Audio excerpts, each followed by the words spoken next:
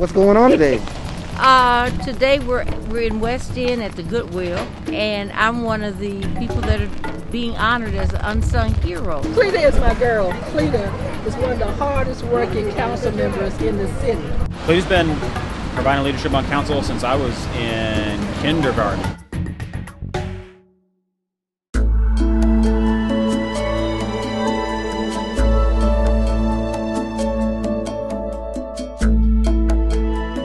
Talk to that girl right now. What would you say? What would you say to her? You mean from back then? Just talk to her. Just talk to her. Wow, you come a long way. And you're not done yet. You still got many miles to go.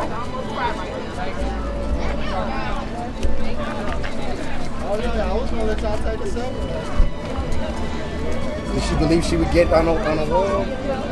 No. She didn't do it for the wall, did she?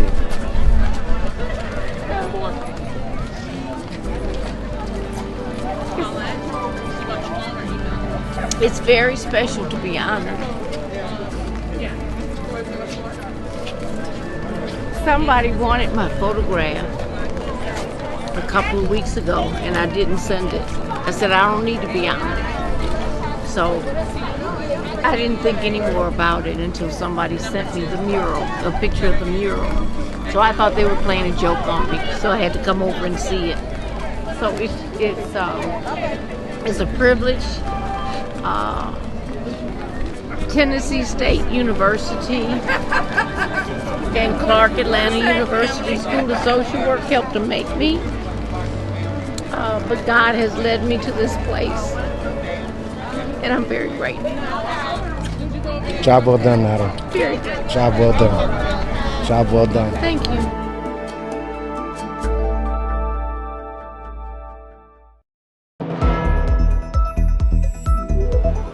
I'm Phyllis Jackson. Welcome to Stay at Home Connect.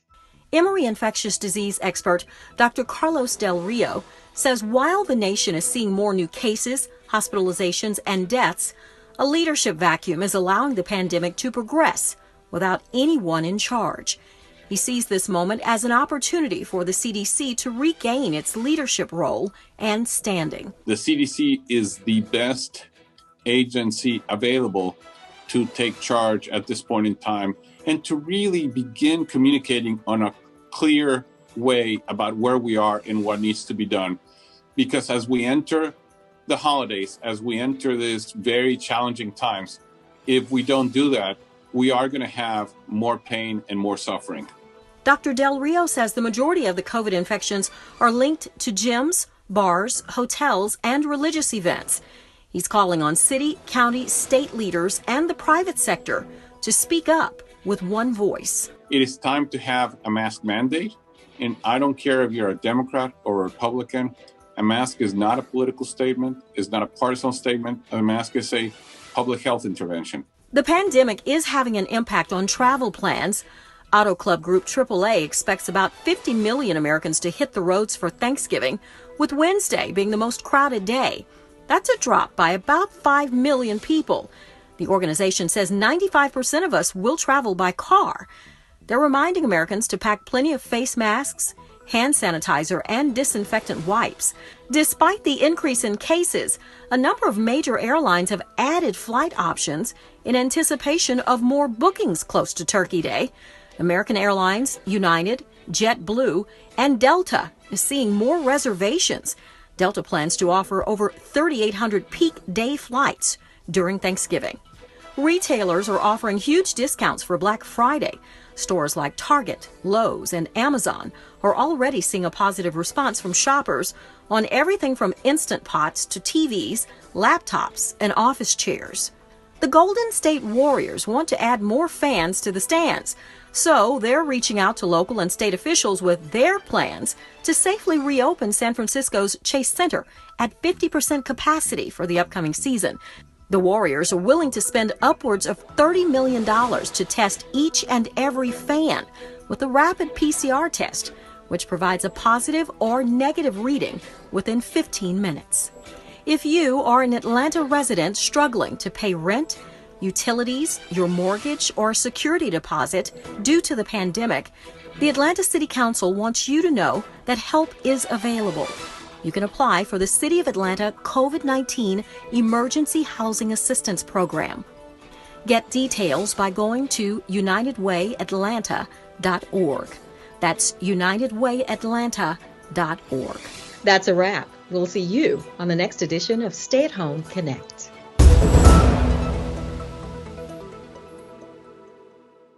First of all, I want to thank Trees Atlanta and their partners who have come out this morning in East Atlanta. We're quite near the village, and this is a very established community with a lot of old growth trees, but we need to replace trees and we need to increase our tree canopy. And so what's happening today through Plant Atlanta is an opportunity for the tree canopy to increase in this area. We're planting trees in the public right-of-way, and I'm so happy that Trees Atlanta is not only going to educate neighbors on the proper way to plant trees and to take care of trees, but they're going to come back and continue to maintain them until they're strong enough for nature and for neighborhood volunteers to take over. Yeah, I'm out here with residents of Ponce Highland along with good folks at Trees Atlanta, planting trees here in the neighborhood, but also we're doing this all over the city, which is important to our tree canopy and continue to make our neighborhoods shady and lovely. So we're planting, I don't know, probably 50, 60 trees in a couple streets here, and it's great to see so many people out engaged in the neighborhood. I was telling the folks out here today that they're poets, because one of my favorite quotes about trees is from the poet Khalil Gibran, who said, trees are the poems that the earth writes upon the sky. And so everyone today is planting a tree that will one day be a backdrop on the sky when we look up. And so we're all a little bit doing our role to be poets today in Ponce Highland and across the city.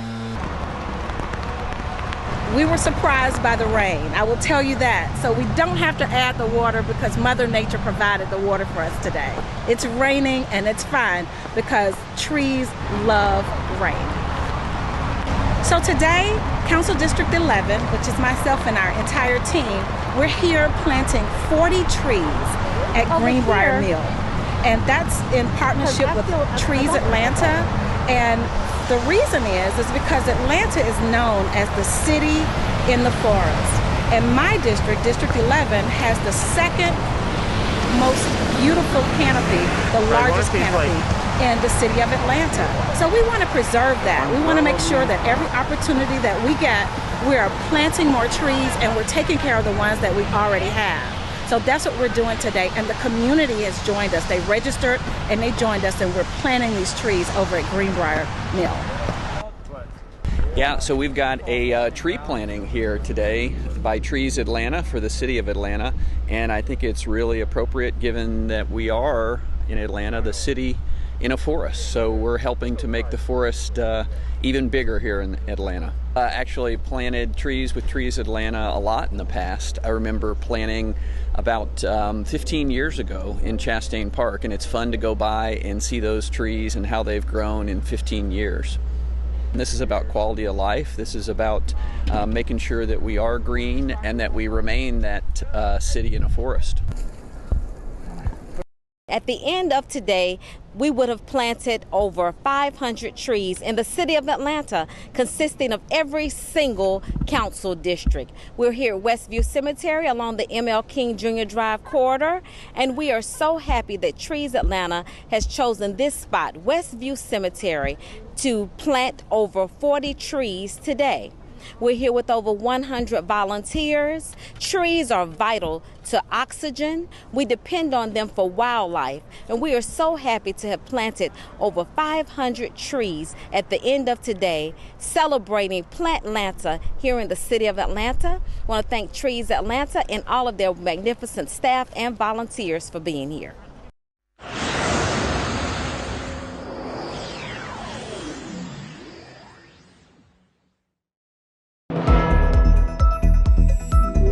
Since yesterday, we lost an additional 31 lives for a total of 9,418 deaths. These are people who started with us in 2020 and won't be with us at the Thanksgiving table. Her emotion resonating with a nation caught in the throes of this pandemic. Dr. Ngozi Ezike turning away from the cameras to gather her thoughts. Dr. Ezike took some time out to speak with me about that moment and the virus's impact on the state of Illinois. What touched you? What was specifically so significant about that reading during that time last week?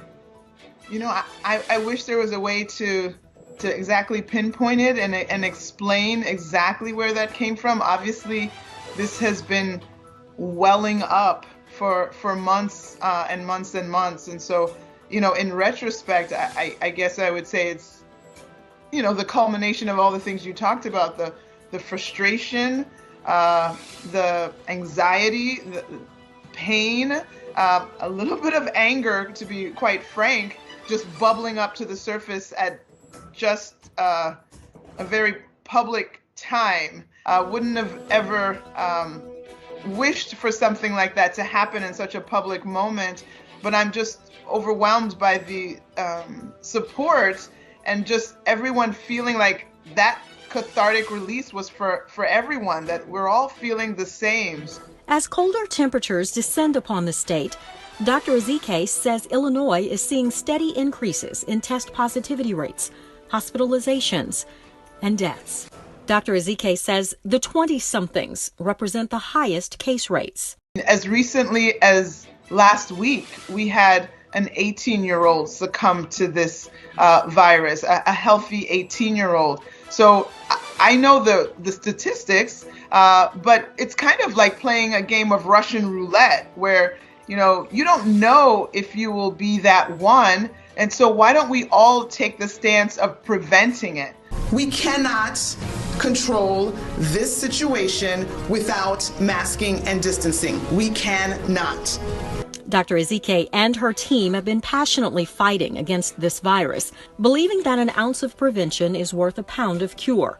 Although many are suffering from pandemic fatigue, she says the virus has not grown weary, and we have to be more vigilant than ever, especially as we approach Thanksgiving and Christmas holidays. The Illinois Department of Health has a travel advisory map that provides case rates by state. I have had visits with loved ones where we had to be masked the entire time. I couldn't hug my own mother. I just had a brief visit, mask, distance, no touching. That's not how anybody wants it, but that's how it had to be this time. And we both understood that because I love my mother that much that I don't want to risk giving her an unthinkable gift.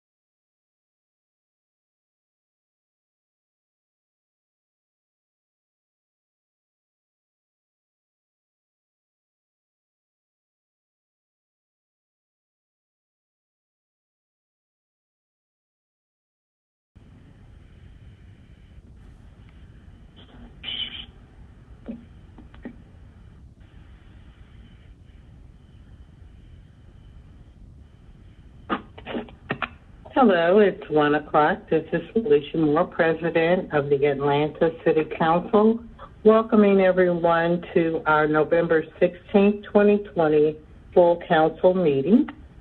And I would like for the clerk to give us our roll call, please. President Felicia A. Moore. Present. Council members, Post 1 at large, Michael Julian Bond.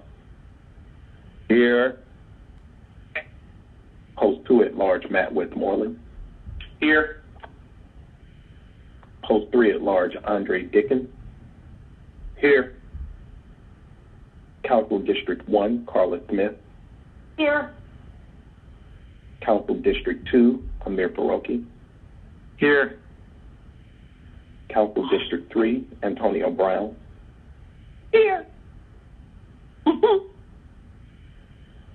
Council District 4, Cleta Winslow.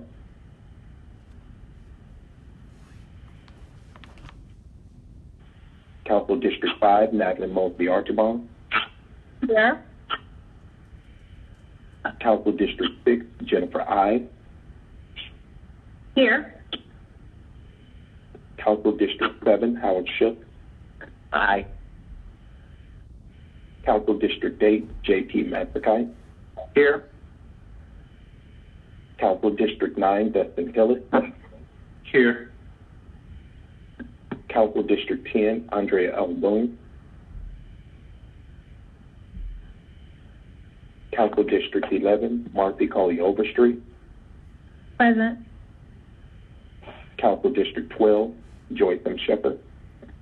Present. Quorum present, Madam President. Thank you so much, Mr. Clerk. I'll give some opening remarks, again thanking the public as well as the members for attending today's meeting. As always, encouraging everyone to stay diligent. The COVID-19 has been raging across the country, and we need to be more vigilant. And I know we're all tired, but we do need to make sure that we stay safe and healthy for ourselves as well as those that we love. So please follow the guidelines as you have been given to wear your mask, social distance, and practice hand hygiene. I also like to give a thanks to all of the poll workers and volunteers and those who are committed to help get the ballot recount and audit done, and shout out to Fulton County for completing its count. Also, as a reminder, the 5th Congressional District runoff will be held on the 1st of December, and there will be a runoff for the Georgia Senate seats as well as Public Safety Commissioner, and I think there is a Georgia House seat that is also in a runoff that will be held on January 5th. Everyone who is 18 of years of age by January 5th, you're 18 by January 5th, you are eligible to vote in the January 5th runoff election, so please make sure you register. The registration deadline is December 7th, and early voting begins on December the 14th. And of course, you can always request an absentee ballot. For more information, check with your My Voter page on the Georgia Secretary of State's website. Also, as a reminder and a little clarification to members, that this is the meeting before the last meeting of the 2020. And so we have one more council meeting after this meeting, which will be held on the first Monday of December the 7th. At that meeting, I will be making committee appointments for 2021.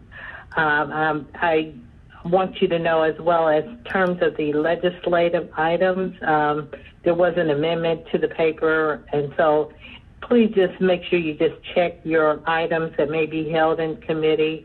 They can be held for 12 months after the first time it's held. So just check your papers and make sure there are no items that might be rolling off and be sunsetting soon. And our first meeting of next year, so we have our last council meeting on December 7th, and then that following week, the week of the 14th, will be the last committee cycle for 2020. And those items will be discussed and considered on January 4th, 2021, which will be our first meeting of next year.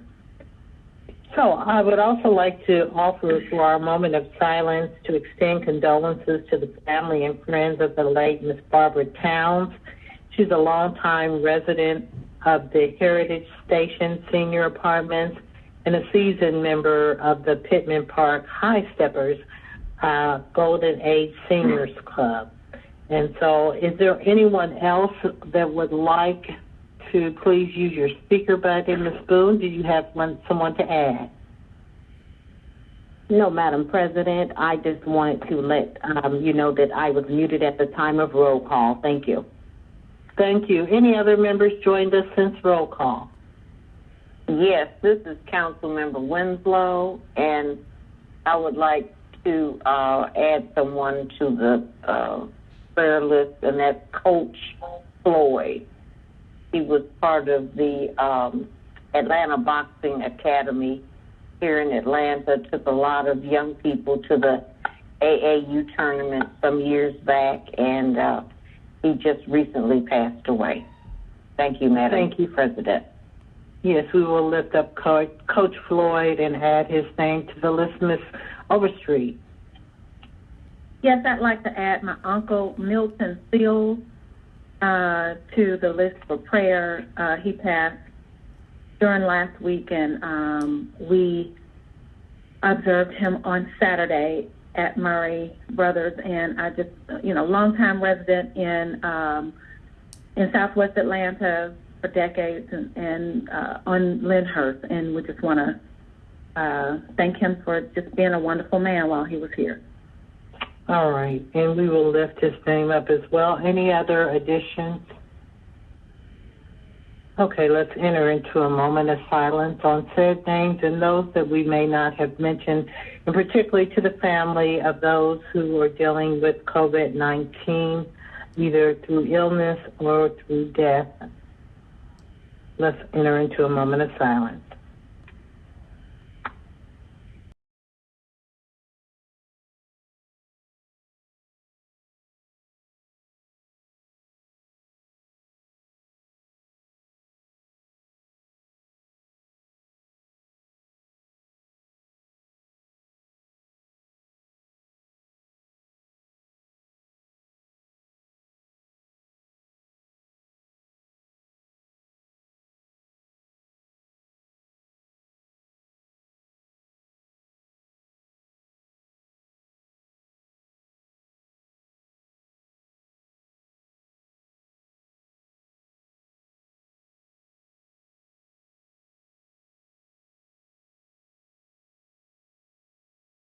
Thank you.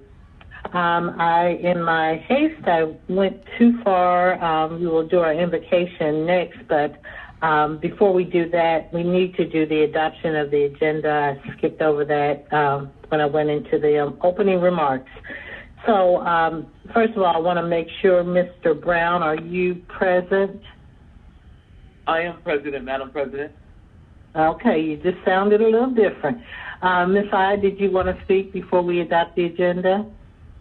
I am going to need for FEC to go into committee of the whole, so I didn't know if we need to amend the agenda to do that or not. Okay, we will do, I'll add that to that as well. Thank you for that. I saw your text come through, but I couldn't get to it. Thank you. Anything else before we go into the adoption of the agenda? So I'll entertain a motion to adopt the agenda with the following changes. One, that we will go into the committee of the whole for the purpose of hearing for first understanding committees. We'll amend that to go into the committee of the whole for the purpose of hearing the committee on council first, zoning committee second, and finance executive committee third. And then we will follow the other standing committees in order as they are printed on the agenda. I'll entertain a motion to adopt the agenda with said changes. So moved, Matsakite. Second. Is there a second? Second, Smith.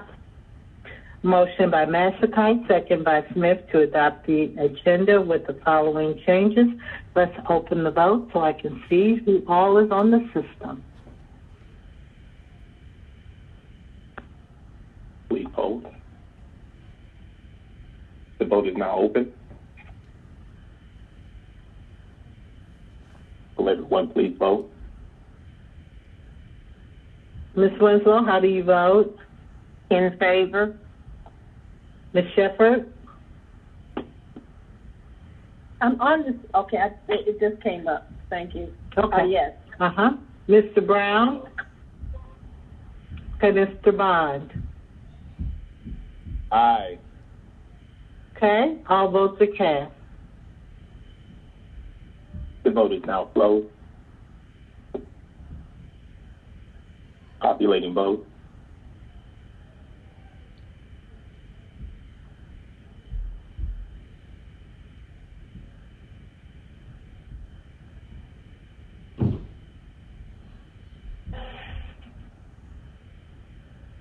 15 yeas, 0 nays. 15 yeas, 0 nays. The agenda is adopted. And Ms. I, just before I go into our invocation, I just want to be clear. You have a couple of items that need to be in committee of the whole, but you have other items that are outside of that have already been passed to committee? I believe I have two items. One that came out of transportation, but FEC met before transportation and they dual referred it. So I have, okay. And then I have one that came from CD. Other than that, I believe my whole report is on the consent agenda. Okay. So it's just the two that we weren't able to deal with that came out of other committees. Okay, so just for the public's sake, we will be going into committee of the whole. We'll take all items from committee on council, zoning, and finance executive, and then we will go to transportation, city utilities, community development, human services, and then the final committee will be public safety.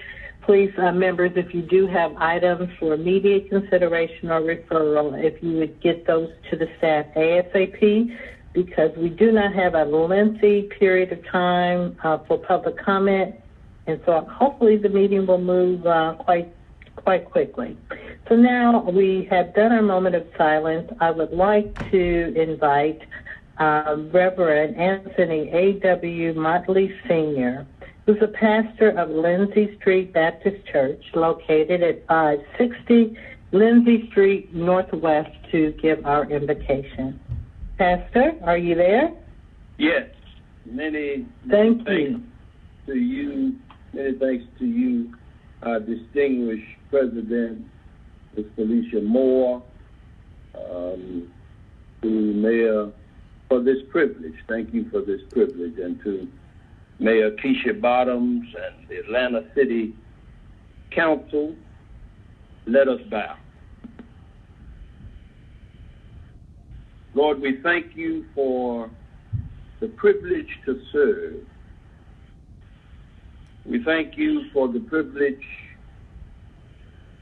to serve, to be used by you, Heavenly Father, to improve the quality of life of the citizens of our city.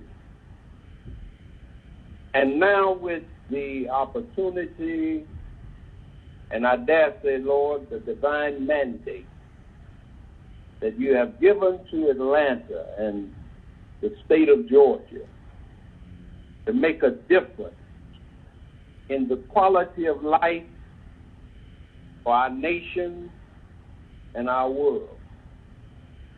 Thank you, Lord, for Dr. Martin Luther King Jr., Dr. Joseph Eccles Lowry, Dr. C.T. Vivian, Ambassadorial Mayor Andrew Young, Good Trouble Congressman John Lewis, and so many other lieutenants and foot soldiers for the sacrificial way they live their lives.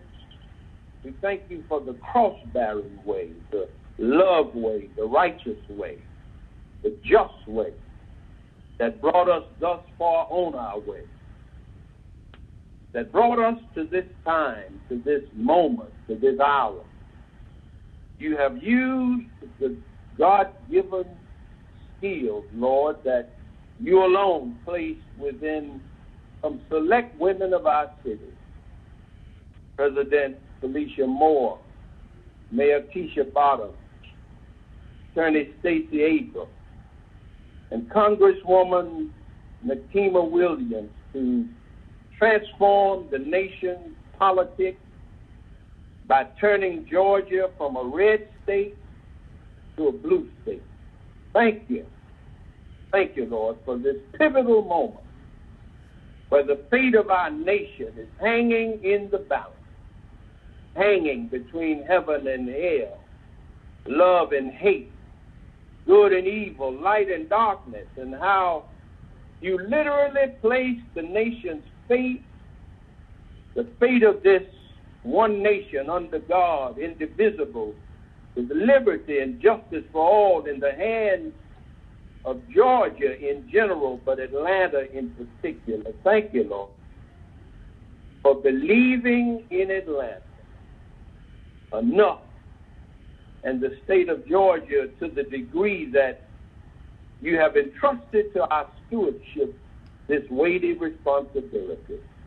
The responsibility of placing Raphael Warnock and John Ossoff in the U.S. Senate with a mandate, a divine mandate, to transform that deliberative chamber from a den of racist, cowardly, treasonous thieves to a house of prayerful political discourse. Thank you for bringing Atlanta to the kingdom of such a time as this. Now bless those who have gathered here to sit in council in consultation over the affairs of this great city. Guide their minds to make decisions based especially on how those decisions will affect the lives of the most vulnerable, the most victimized, and the most vandalized of metropolitan Atlanta, and not to cater and do the bidding of the principalities and powers and the rulers, the darkness of this world. And finally, Lord, thank you for the opportunity for healing. You opened that door when you said, if my people who are called by my name will humble themselves and pray and seek my face and turn from their wicked ways, you said, then will I hear from them. I will forgive their sins, and I'll heal their land. Heal us from the virus in the White House to the coronavirus that has invaded every house. Heal us from the sin in our individual lives to the sin in our institutional lives. Heal us, Lord, from the church house to the courthouse. All these matters and more we ask in the name of Jesus, carpenter of Nazareth, the winemaker of Canaan, the Word who was made flesh and dwelt among us. In his name, for his sake, we lift these praises and petitions. Amen. Thank you so much, Pastor Motley, for joining us today. Thank you, everyone. Madam President. You're welcome. We will now go and recite into the recitation of the Pledge of Allegiance. I pledge allegiance to the flag of the United States of America and to the republic for which it stands, one nation, under God, indivisible, with liberty and justice for all. All right, thank you all. We will now go to our remarks of the public. I understand we have 3 comments, which will be 7 minutes and 40 seconds. Mr. Clerk? The public may leave a comment of their concerns the day before the scheduled meeting between the hours of 4 p.m. and 7 p.m. by dialing 404-330-6001. Public comments for the full council agenda shall not exceed 2 minutes. In addition to the standing committee, the zoning committee and the committee on council will enter into committee of a whole. The public may express their concerns for the individual committees by dialing the designated numbers. Committee on Council, 404-330-6069, and Zoning, 404-330-6035. Messages for the committee meetings shall not exceed 3 minutes. No public comments are allowed on legislative items that have gone before or will go before the ZRB committee. Mr. Massenberg. My name is Brother Anthony Muhammad. I am in District 11, Representative, City Council Representative, Ms. Overstreet. I have need to talk to the full council. I have for the last 2 years, the last year that Ms. Overstreet has been our representative, I called for many occasions on issues dealing with our constituency and problems in our district. We had houses that were burning on our street. We have a house on Butler Road that was flood zone. A man on it, Caucasian, redeveloping the house. Then the house It's caught fire. We have had no one to get to the man to tell them they couldn't do it. We did have a code enforcement recently that said a month ago on a Monday the house is on fire. We have had neighbors that have similar running in their yard over a year. Single lady, I am the NPUP lead person. I was appointed as my CT running, and I have still represented the issues of our streets since the time we paved it, had streets, paved, sidewalks, curbs, yet this overseas during this pandemic has never wanted to tell for people to look and get involved with the problem. Then you got the senior lady that has asked her niggas stop letting single one of our properties. And this was Frank, the representative of business. Overseas said, well, you know, it's called 311. You've been going on for a year. She has called, and the woman still hasn't done that. We have called since the pandemic. I've called and talked with them. I've called and talked about other issues. But Miss Book, I must say Miss Moore had intervened. I had a neighbor just moved in 4 months ago, trash bill up, didn't want to do dog running all over the community. Didn't want to stop, but I called the dog company. I called Miss Moore. She had called enforcement coming and get in touch with the owner, and they did move the trash. Now, why have a representation when they don't speak and use their interest for you? I have talked about many issues. I've talked about the issue of daytime, another condition for women, no houses zones and allowed for these women and children.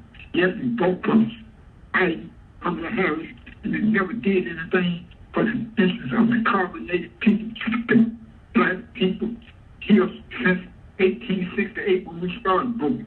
And now we got people that bring foreigners into this country, and then you're going to have clean getting this overseas to work on the issues of my street for the constituents that have a problem with food. I can't get her to look into a house that's in a flood zone and a white man will rebuild it. I'm trying to get negative about the Caucasian, but he really has business over the street. Just 2,500 block of Butler Road, the house is burned up, and the man that did anything in the system.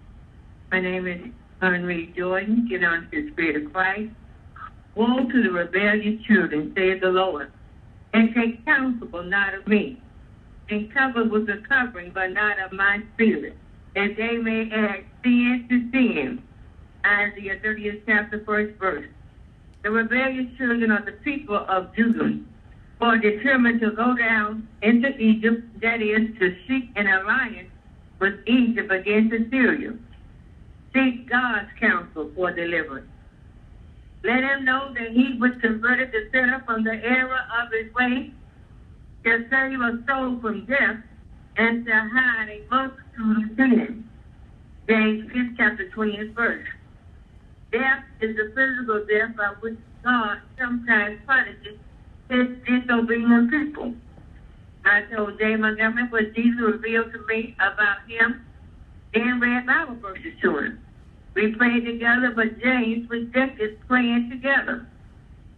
The praying revealed James doing the will of Jesus. Therefore, behold, I will proceed to a marvelous work among his people, even a marvelous work and a wonder. For the wisdom of their wise men shall perish, and the understanding of their prudent men shall be hid. Isaiah 29 chapter 14 verse.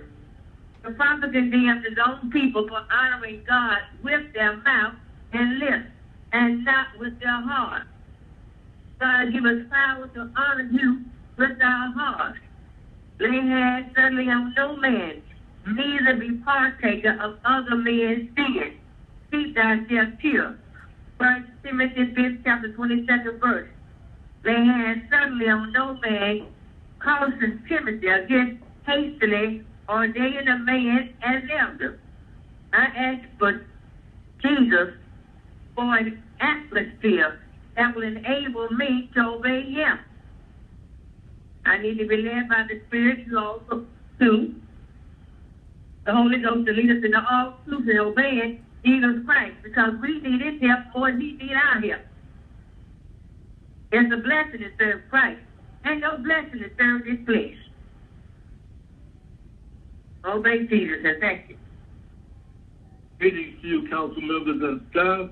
A special greetings to you, citizens of Atlanta, paying attention to your government in action.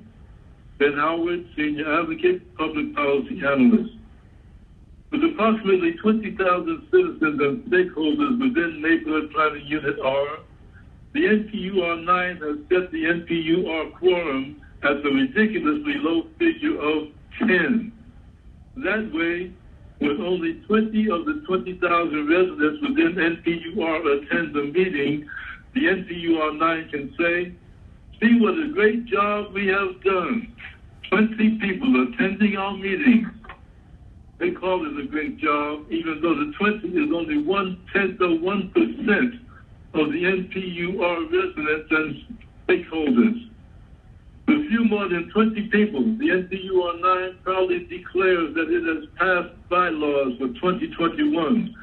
With few more than 20 people, the NPUR 9 proudly declares that it has conducted an election of officers for 2021. With few more than 20 people, the NPUR 9 proudly acts to take a month-long vacation in December, while residents are looking for leadership to help these residents contend with the coronavirus and to help them work through the maze of the various election runoffs.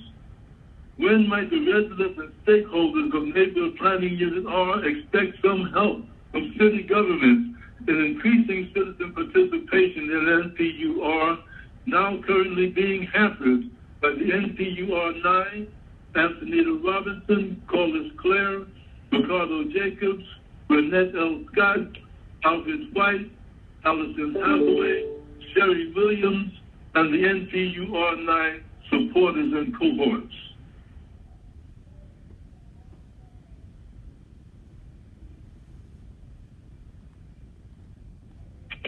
I think that may be our last public comment. So, okay, we will now go to the report of the journal. I, Forrest Webb III, Municipal Clerk, do hereby certify that the action minutes of the November 2nd, 2020 virtual City Council meeting are true and correct. Okay, we will accept and file that on unanimous consent of members present if there is no objection. Hearing no objection, it's accepted and filed. We will now go to communications. Madam President, we have 27. If I can found items 1 through 10 as a block. Proceed. 20-C-0115, a communication from Mike Bowlby, Commissioner of the Georgia Department of Veteran Services, reappointing Ms. Melody Peoples to serve as a member of the Atlanta Commission on Veteran Affairs. This appointment is for a term of 2 years to begin retroactively on March 5th, 2020 and expire March 4th, 2022. 20-C-0116, a communication from Mayor Keisha Lance Bottoms appointing Ms. Vicki Morrow to serve as a member of the Atlanta Beltline Affordable Housing Advisory Board. This appointment is for a term of 2 years. 20-C-0117, a communication from Mayor Keisha Lance Bottoms appointing Ms. Kenyatta Mitchell to serve as a member of the Stadium Neighborhood Trust Fund Committee. This appointment is for a term of 3 years. 20-C-0118, a communication from Mayor Keisha Lance Bottoms appointing Mr. Ben Singh to serve as a member of the Stadium Neighborhood Trust Fund Committee. This appointment is for a term of 3 years. 20-C-0119, a communication from Mayor Keisha Lance Bottoms appointing Mr. Johnny Floyd to serve as a member of the Stadium Neighborhood Trust Fund Committee. This appointment is for a term of 3 years. 20-C-0120, a communication from Mayor Keisha Lance Bottoms reappointing Mr. Travis Parks to serve as a member of the Stadium Neighborhood Trust Fund Committee. This appointment is for a term of 3 years. 20-C-0121, a communication from Mayor Keisha Lance Bottoms appointing Ms. Katrina Howard to serve as a member of the Fulton County City of Atlanta Land Bank Authority. This appointment is for a term of 4 years. 20-C-0122, a communication from Jennifer McIntosh, Chair of MPLL, submitting the appointment of Ms. Yvonne Jones to serve as a member of the Rodney Cook Senior Park Historic Oversight Committee. 20-C-123, a communication from Mayor Keisha Lance Bottoms, reappointing Ms. Michelle Faulkner to serve as a member of the City of Atlanta Fulton County Recreation Authority on behalf of the City of Atlanta. This appointment is for a term of 4 years. 20-C-124, a communication from Mayor Keisha Lance Bottoms, reappointing Mr. William Whitner to serve as a member of the City of Atlanta Fulton County Recreation Authority on behalf of the City of Atlanta. This appointment is for a term of 4 years. Staff recommendation to refer all items to CDHS and Committee on Council. Let it follow that course. Ms. Smith, you asked to speak. Yes, on the Oversight Committee for the Stadium Neighborhood Trust Fund, we need to amend that. I don't know if we should do it now or when it gets to committee, but Mr. Parks is supposed to be the chair. He's supposed to be on the committee, but he's also, because the mayor appoints the chair to that committee. So we need to, I don't know if we need to get the mayor to amend it or somehow. Do that in committee. Okay, all right. They're referred to the committee. Thank you. All right, thank you, Ms. Smith. Madam President, I can found items 11 through 14 as a block. Proceed. 20-C-0125, a communication from Mayor Keisha Lance Bottoms, appointing Mr. Antonio Thomas to serve as a member of the License Review Board. This appointment is for a term of 2 years. 20-C-0126, a communication from Mayor Keisha Lance Bottoms, appointing Ms. Cindy Barnes to serve as a member of the License Review Board. This appointment is for a term of 2 years. 20-C-0127, a communication from Mayor Keisha Lance Bottoms, appointing Mr. Terry Ross to serve as a member of the License Review Board. This appointment is for a term of 2 years. 20-C-0128, a communication from Mayor Keisha Lance Bottoms, reappointing Tracy McDaniel to serve as a member of the Atlanta Citizens Review Board. This appointment is for a term of 3 years. Staff recommendation to refer to Public Safety and Legal Administration and Committee on Council. Let it follow that course. Next item. Madam President, if I can found items 15 and 16 as a block. Proceed. 20-C-0129, a communication from Mayor Keisha Lance Bottoms, appointing Mr. Reginald Snyder, Esquire, to serve as a member of the MARTA Board of Directors for the City of Atlanta. This appointment is for a term of 4 years.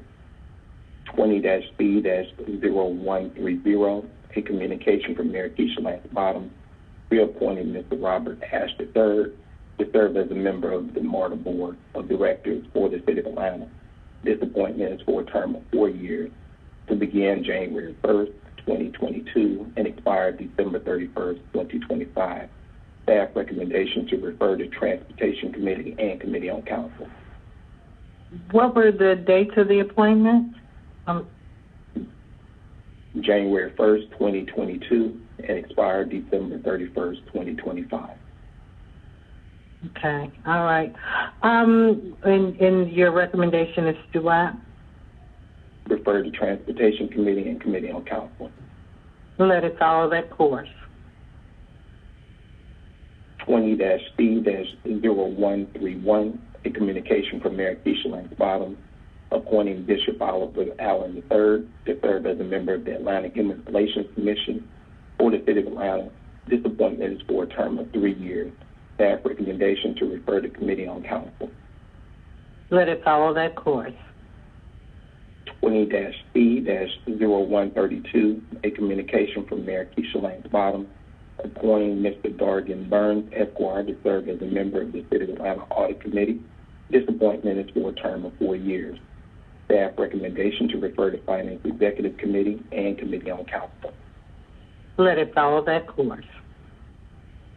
Madam President, if I could found items 19 through 27 as a block.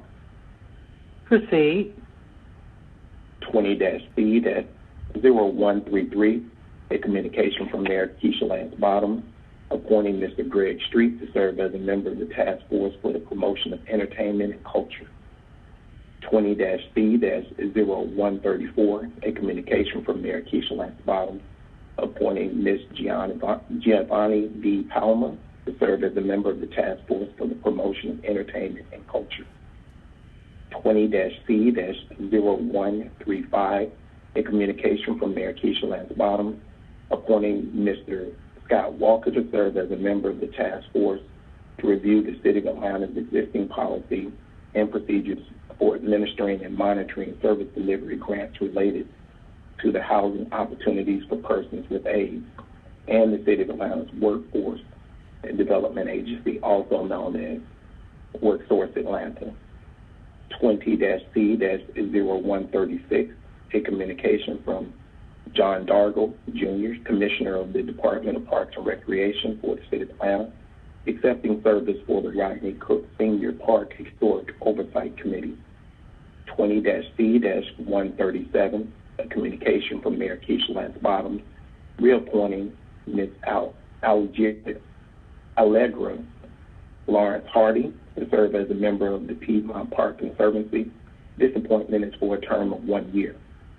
20-C-138, a communication from Mayor Keisha Lance Bottoms, appointing Ms. Farrah Cook to serve as a member of the Piedmont Park Conservancy. This appointment is for a term of 1 year.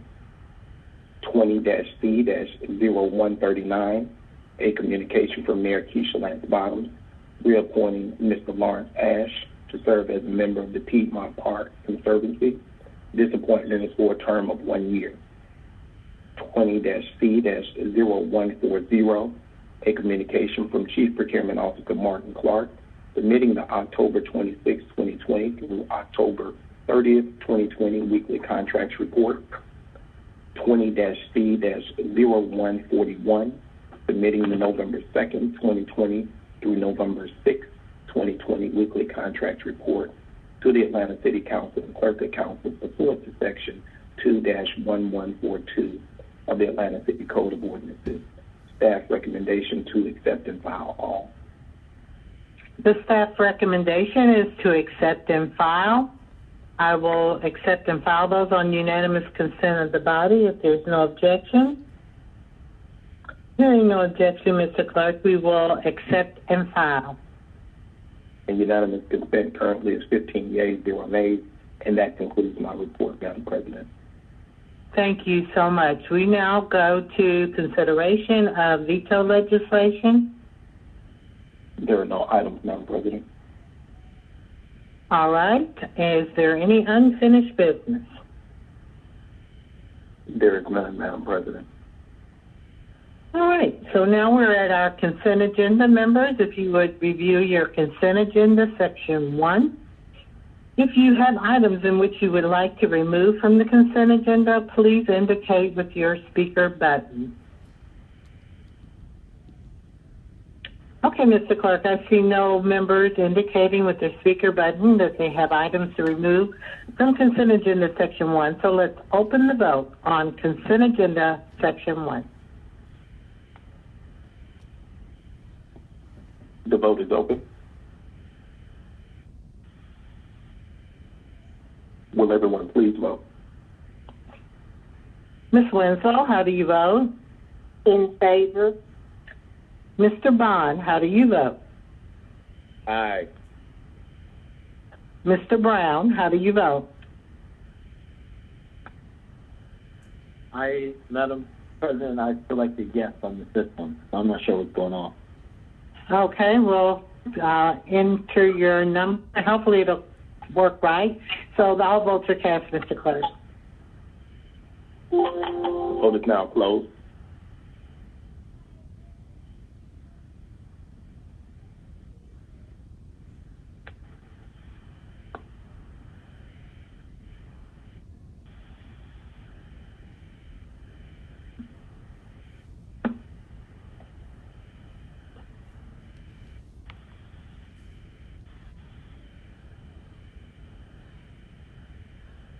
Populating vote.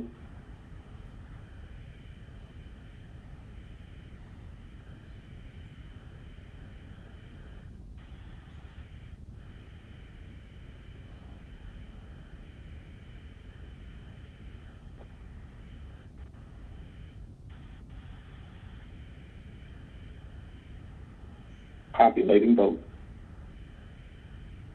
15 yeas, 0 nays. 15 yeas, 0 nays. All items in consent agenda section 1 are adopted. We now go to consent agenda section 2. All items indicated in consent agenda section 2 are here for the council for the first read, and I shall refer those as indicated in the agenda to the appropriate standing committees. Now we're at the report of the standing committees, and our first standing committee will be going into the committee of the whole for the purpose of hearing of committee on council, followed by zoning, followed by finance executive committee. So I'll entertain a motion to go into the committee of the whole.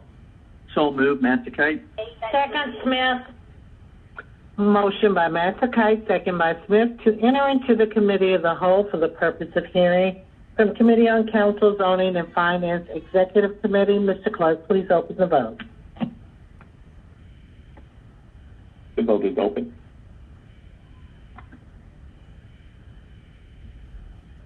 Will everyone please vote? Ms. Winslow, how do you vote? In favor. Mr. Bond, how do you vote? Aye. Mr. Hillis, how do you vote? Aye. All votes are cast. The vote is now closed. Populating vote.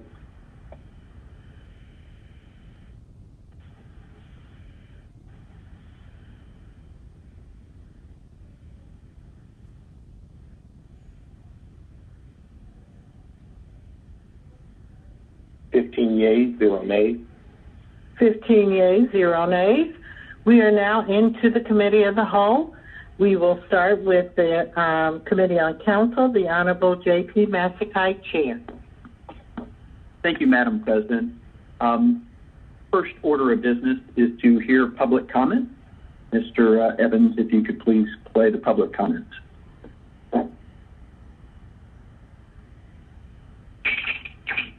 Greetings to you, members and staff of the City of Atlanta Committee on Council, and special greetings to you, citizens of Atlanta, who are watching and are listening to your government in action and taking note of the degree to which public comment and citizen participation are respected and acted upon.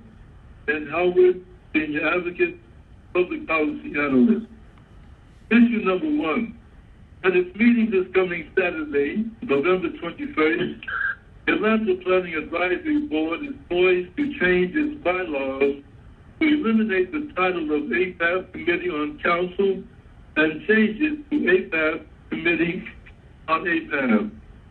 Yes, there is a need for an APAP Committee on APAP to guard against the tricks of some APAP officers. But no, the new committee should not replace that critical committee, APAP Committee on Council. There still needs to be citizen oversight of the City of Atlanta Committee on Council, as well as oversight of each of the other council committees. Issue number 2. In a 2015 newspaper article describing how Ben Howard and Ron Secure were being railroaded out of Neighborhood Planning Unit R, Creative Logan stated that some Neighborhood Planning Unit chairs see the NPU as their own fiefdom.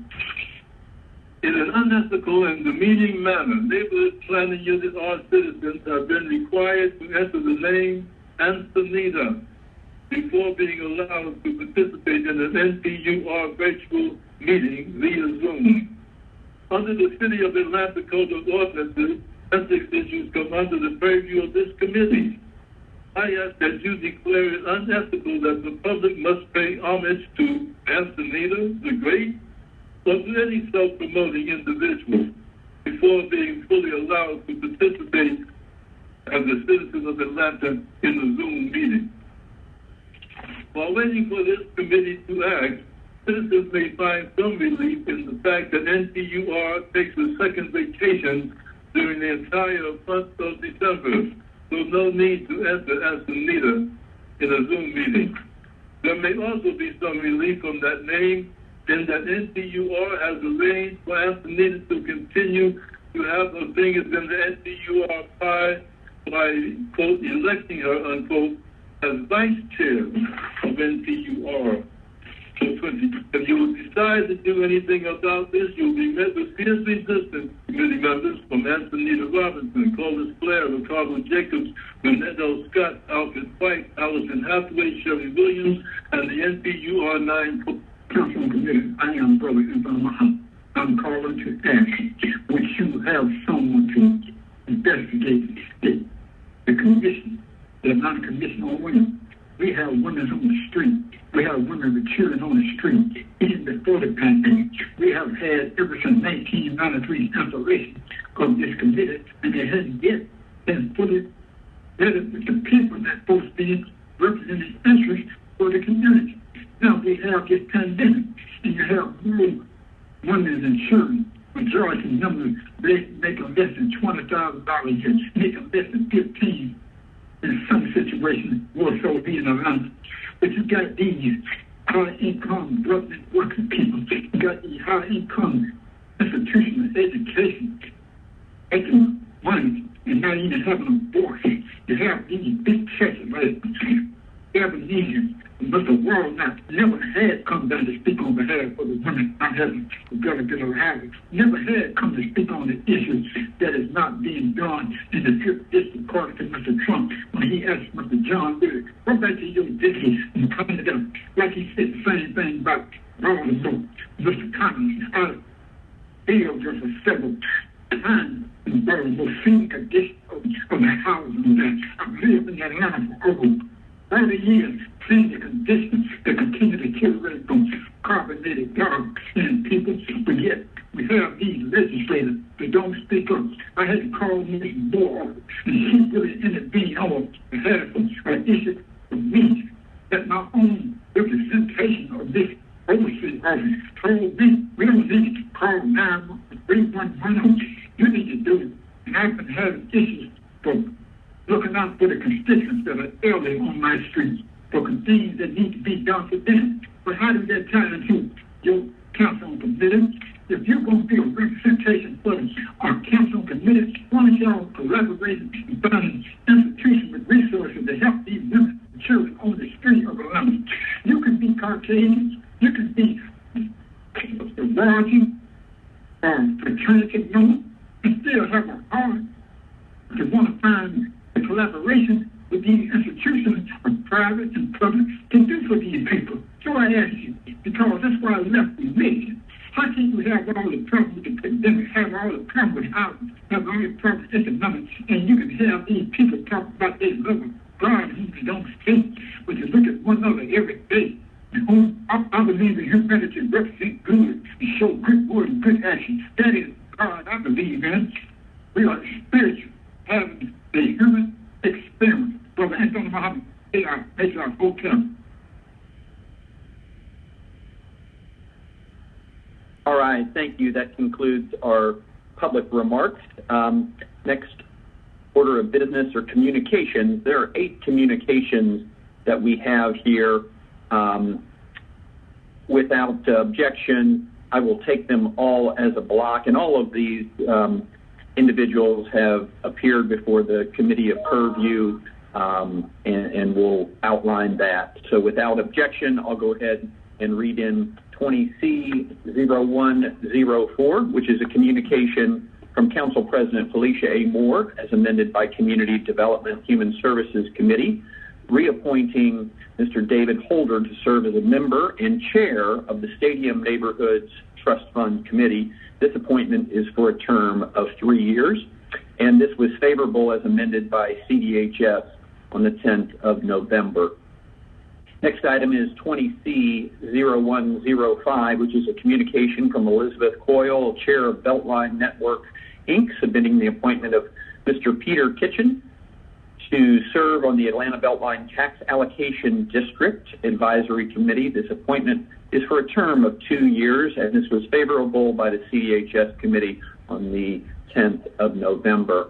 Next item is 20C-0106, which is a communication from Councilmember Antonio Brown, Council District 3, appointing Ms. Carrie Salvery to serve as a member of the Rodney Cook Senior Park Historic Oversight Committee. This was favorable by the CDHS committee on the 10th of November. Next item is 20C0107, a communication from Jennifer McIntosh, chair of NPUL, submitting the appointment of Mr. Anthony Bullock to serve as a member of the Rodney Cook Senior Park Historic Oversight Committee, which was favorable by CDHS on the 10th of November. Next item is 20C0109, a communication from Mr. Michael Halicki, Executive Director of Park Pride, accepting service to the Rodney Cook Senior Park Historic Oversight Committee.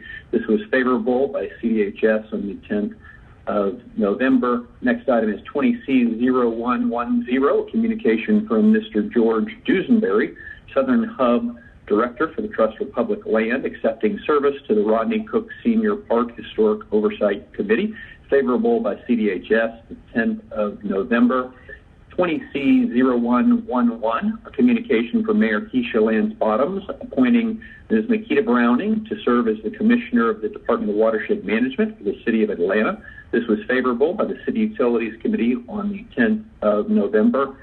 20C0112, a communication from Mayor Keisha Lance Bottoms, appointing Mr. Martin Clark to serve as Chief Procurement Officer for the City of Atlanta, favorable by the Finance Executive Committee on the 9th of November. So those are all of the 8 communications that we have. I would like to make a motion to confirm. Okay, there's a motion to confirm. Oh, I see. Okay, and a second by Brown. Ms. Smith, you wanted to speak? Yes, Councilmember Matsakite, I think we may need, we're in committee of the whole, so I would like to make an amendment on 20-C-0104. In the legislation, it states that it's a communication from Council President Felicia Moore as amended by Community Development Human Services, reappointing Mr. David Holder to serve as a member and chair. It is supposed to be vice chair, and it says in Council Member Moore's letter that he's going to be vice chair. I'm sorry. Ms. Smith, I thought I heard you in committee make that amendment. Didn't you make that amendment in a committee? I don't remember you. Yeah, we did. Did we do it? In CDHS, we did. It should say vice chair. Okay. I just so want to make sure done in committee. Okay. All right. Thank you for pointing that out. Never mind. No problem. It's always better to be safe than sorry. Thank you for that. So we have a motion to confirm items 1 through 7. Any further discussion? If not, 1 through 8. Yes. Hold on one second. Hold on. Hold on one. Go ahead. Hold on. Okay. All right. I'm sorry. The parliamentarian was talking to me in my other ear. So it's 1 through 8. Items 1 through 8. So who's asking to speak? Madam President, this was Councilmember Matsakite. I just wanted to make the same note that the parliamentarian did, 1 through 8. Okay. I was trying to hear it from both sides. Anyone else want to speak? All right, let's open the vote. Okay, Mr. Bond. I need to be recorded as a nay on the appointment of the watershed chief. Okay, then let's do remove that item from the block of votes, and we'll do that separately, and that would be item number 7, I believe. So we will do items 1 through 6 and item number 8. 1 through 6 and item number 8 is what we will vote on, and we will vote on item 7 separately. All right? So I just want to be clear, we have a motion for items 1 through 6 and item 8 from the chair, Mr. Matsakite, and a second by Brown. Is that correct? That's correct. Yes. Hold on one second. Thought I was getting another note. People come to me in all different fashions. Okay, let's vote. Open the vote to confirm items 1 through 6 and item 8. The vote is now open. Will everyone please vote? Ms. Winslow, how do you vote? In favor. Mr. Bond? Aye. All right. All votes are cast. The vote is now closed. Populating votes.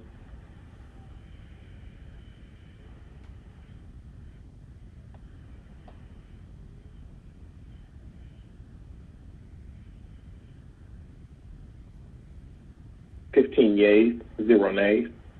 15 yeas, 0 nays. Those items 1 through 6 and item number 8 are confirmed. So now we will go to item 7. If you will read the caption again, Mr. Chair. Certainly.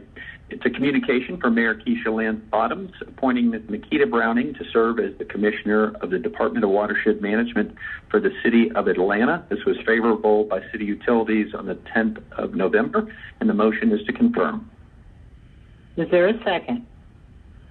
Second, Brown. Second by Brown. Motion by Masakai to confirm. Any discussion? Seeing none, let's open the vote on the motion to confirm.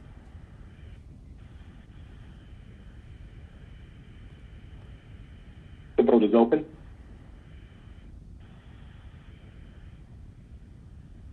Ms. Winslow, how do you vote? In favor. Mr. Bond? Nay.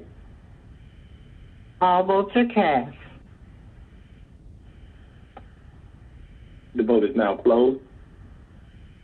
Populating vote.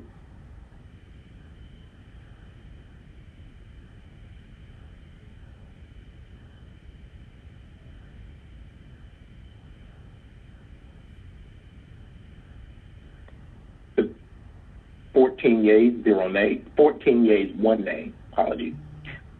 Yes, 14 yeas, 1 nay. It is confirmed. All right. Let's go to the next item, Mr. Chair. All right. Thank you, Madam President. I have one announcement, and that is for council members, just a heads up that they should have received a memo dated November 13th, which was to all council members asking for them to submit names for the nomination to the Atlanta Defined Benefit Pension Plan Investment Board. And so if they could please look in their inbox for that and submit their interest if they are so inclined. Thank you very much. That concludes our business. Thank you so much, Mr. Chair. Now we go to our Zoning Committee, the Honorable Carla Smith, Chair. Thank you, Madam President. If you'll turn your agendas to page 49, I will ask the clerk to read the public, or to play the public comment.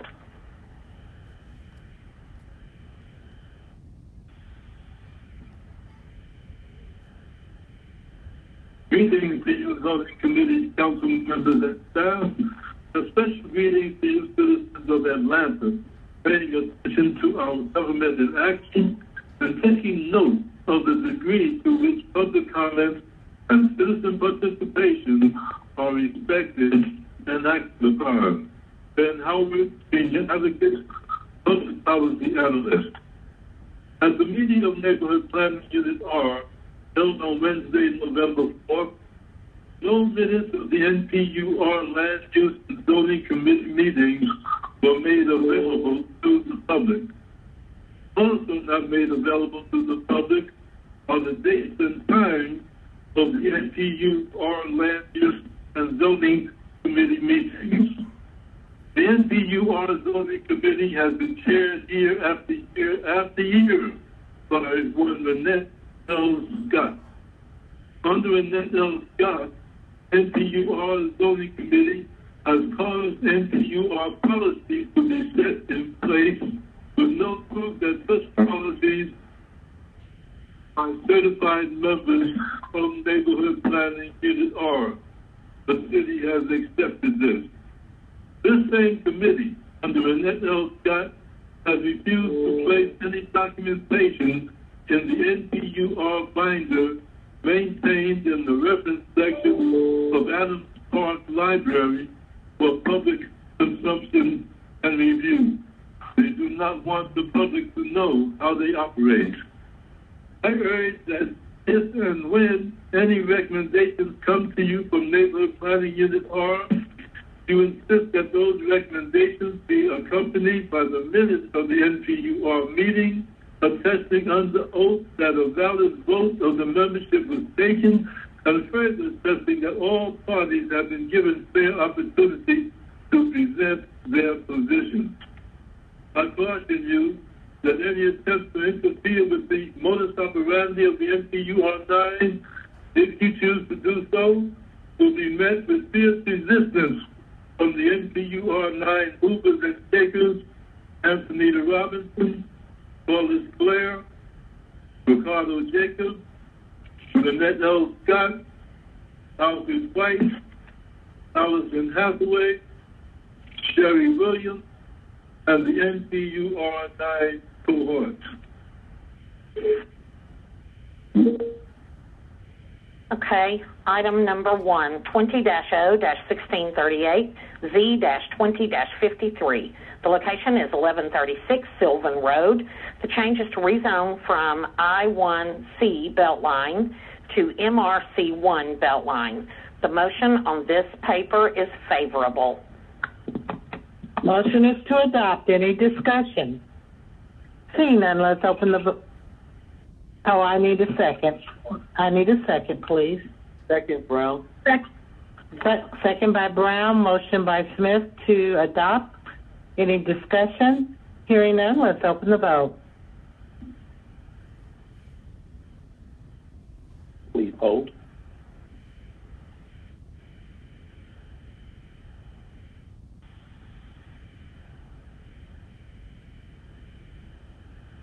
The vote is now open. Will everyone please vote? Ms. Winslow, how do you vote? In favor. Mr. Bond, how do you vote? Aye. Ms. Boone?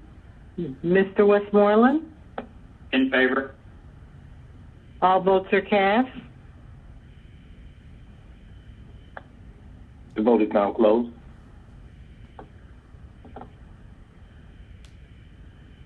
Populating votes.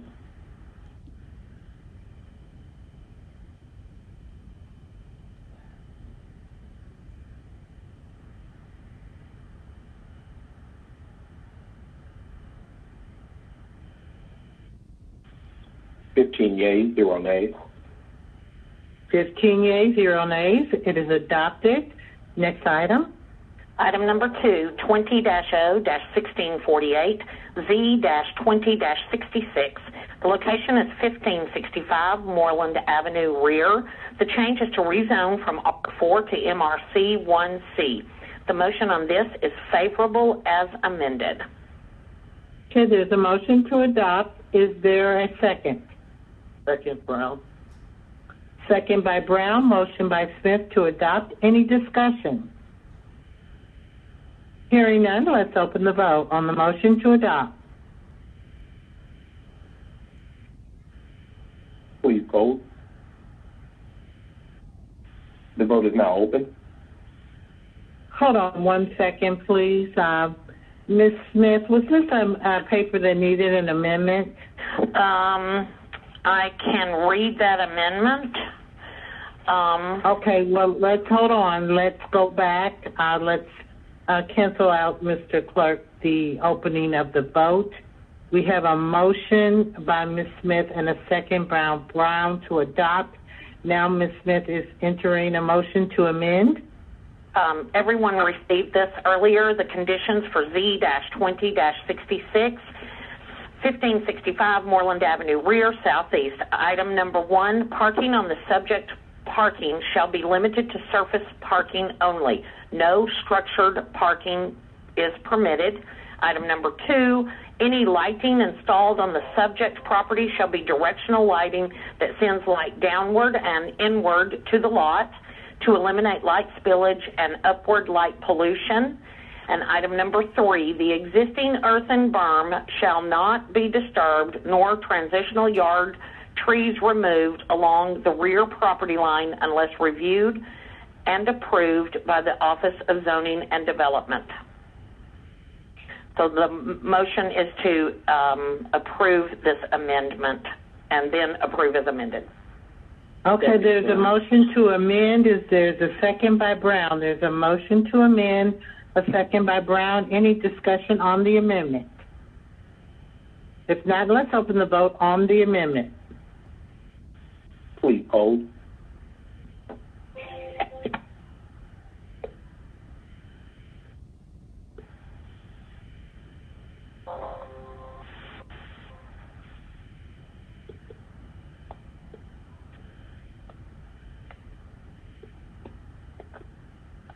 Please continue to hold.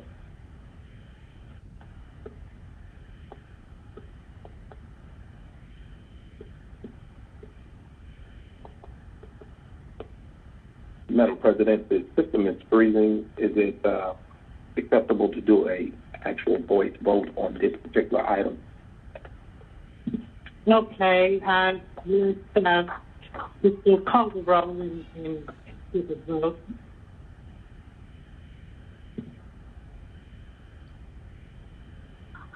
Councilman Bond, how would you like to have your vote reflected? Aye. Councilman Westmoreland, how would you like to have your vote?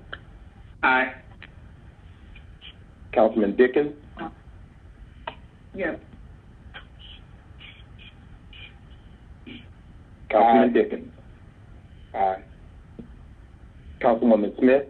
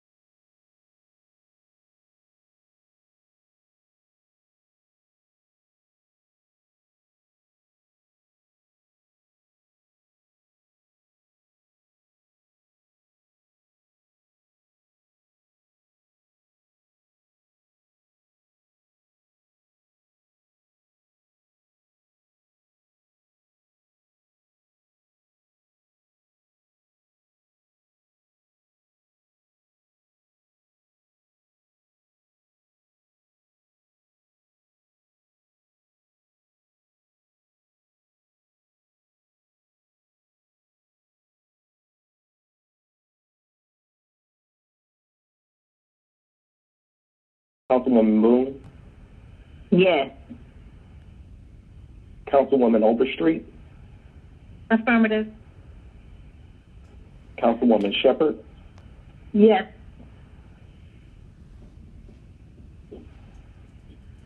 That concludes this vote with the exception of Ms. Archibald, and currently we have 14 yeas, 0 nays on the amendment. Okay, Ms. Smith, could you read the amendment again, please? Let's see. I may have. What did I do with it? So I X'd it off my screen because I didn't think I would need it, but it was, Ms. Archibong, it was surface parking only. I'm not saying the exact words, but I'm saying it in the way I say it. It was surface parking only, like no structures, like they can't put a parking deck on it.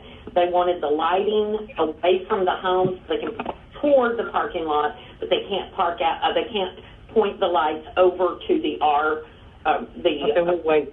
area. And then the earth and burn, where the trees and the little boundary is, cannot be disturbed. Is that okay, or do I need to go back and find it again? No, that's fine. And in fact, I was concerned about another paper anyway, so no, that's fine. Thank you. Yeah, this is the thing over on Moreland and NPUW. Okay. All right, you all. We just need to get. We're in the middle of a vote. Ms. Archibald, how do you vote? Yes. Okay, Mr. Clerk, all votes are cast. That's 15 yeas, 0 nays. 15 yeas, 0 nays. It is amended. Ms. Smith, I'll entertain a motion.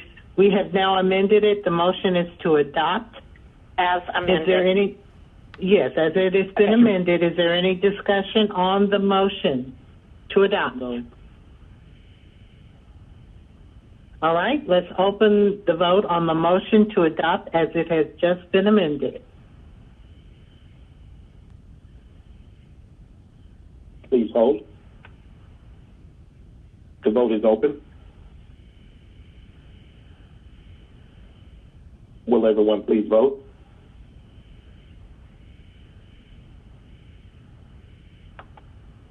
Ms. Winslow, how do you vote? In favor. Mr. Bond? Aye. All votes are cast. Vote is now closed.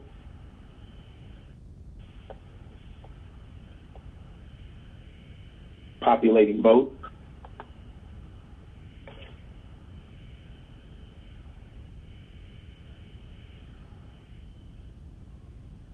Populating vote.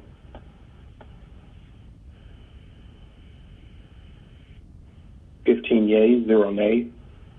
15 yeas, 0 nays. It's adopted. Next item. Item number 3, 18-0-1288, Z-18-33. The location is 1640 Flat Shoals Road. The change is to rezone from R4 to R4A, and the motion on this is to file. Motion is to file. Any discussion? Is there a second? Second, Brown.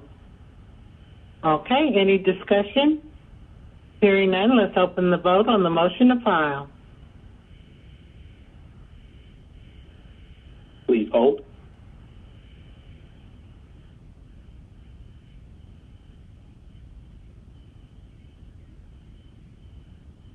The vote is now open. Will everyone please vote? Ms. Winslow, how do you vote? In favor. Mr. Bond, how do you vote? Aye. Ms. Ide, how do you vote? All votes are cast. The vote is now closed.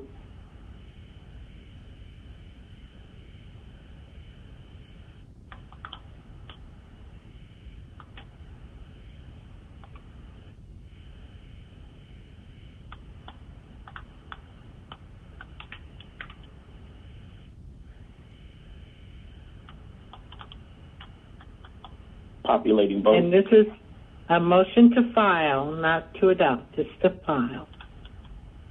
Duly noted.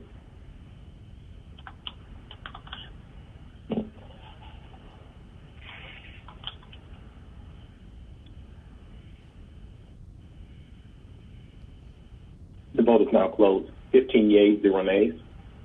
15 yeas, 0 nays. It is filed. Next item.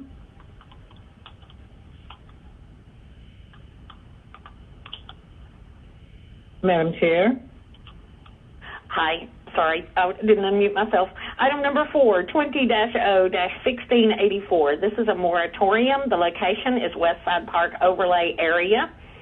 The change is to extend the moratorium for additional 120 days on the acceptance of any new rezoning and building permit applications for new construction, land disturbance, special use permit applications, special administrative permits, subdivisions, replatting, and lot consolidation applications. This was a dual refer, which was amended in CDHS to attach the overlay map of the area, and it was amended there, so the motion here is favorable as amended. Motion is favorable as amended. The motion is to adopt. Is there a second? Second, Brown. Second by Brown. Motion by Smith to adopt. Any discussion?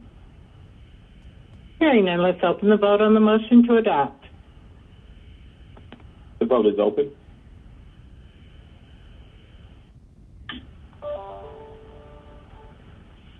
Will everyone please vote? Ms. Winslow, how do you vote? In favor. Mr. Bond? Aye.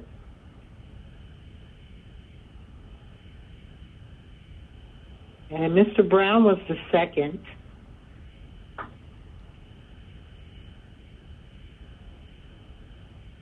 So Mr. Brown is the second, so he is in favor.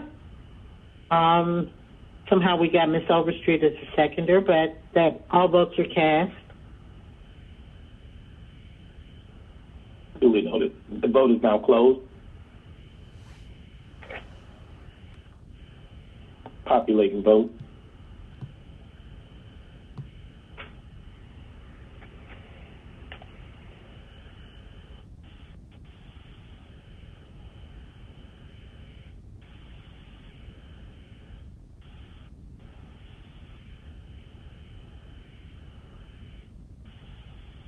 Populating vote.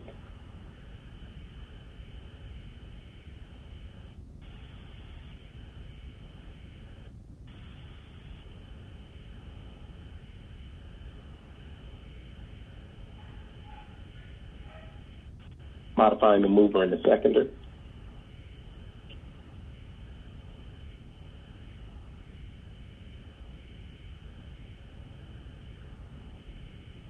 The mover was Smith. Okay.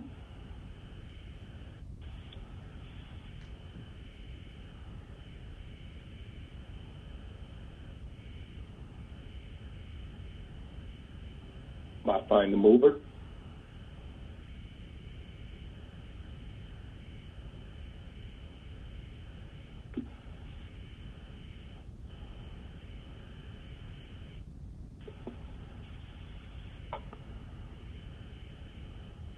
Seems to be moving slow. Mr. Clerk, let's just modify that administratively.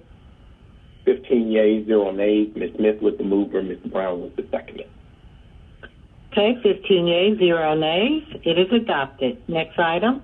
Thank you. Madam President, I can take items 5 through 11 together as a block. These are first reads. 5 through 11. Proceed. Thank you. Number 5, 20-0-1719, zoning case Z-20-71. The location is 420 McDonough Boulevard, 450, 1440, 1446, 1450, and 1456 Galt Street, 499, 501, and 505 Federal Terrace. The change is to rezone from R4A Beltline, MR3 Beltline, C2C Beltline, and MRC 3C Beltline, to MR3 Beltline and MR4A Beltline. Item number 6, 20-0-1720, Z-20-73. The location is 2741 Glenwood Avenue. The change is to rezone from R4 to R5. Number 7, 20-0-1721, Z-20-74. The location is 2760 Lenox Road. The change is to rezone from RG3C to RG3. Item number 8, 20-0-1722, Z-20-75. The location is 1845 Alameda Avenue. The change is to rezone from R4 to R4A. Item number 9, 20-0-1723, Z-20-76. This is a text amendment to amend the zoning ordinance to regulate the development of transportation management plans in SPI 1, SPI 9, SPI 12, and SPI 16 to update, modify, and revise certain provisions. Item number 10, 20-0-1724, U-20-16. The location is 3865 Buck Road. This is a special use permit for a personal care home. Item number 11, 20-0-1725, U-20-17. The location is 228 Edgewood Avenue. This is a special use permit for a park for hire surface parking lot F. The motion on all of these is to refer to ZRB and Zoning Committee. Okay, there's a motion to adopt items, items 5 to 11? Those were first reads, so those are being referred out to the neighborhood. It's okay. It's going to ZRB and Zoning Committee as the actual motion. We'll let it follow that course. Next item, if there is a next item. There is. We need to remove from held, so if you'll turn to page 53, item number 12, and since we're in committee of the whole, I think we can just pull it off held, correct? Correct. Okay. Then item number 12. Hold on 1 second, Ms. Smith. Hold on 1 second. Okie dokie.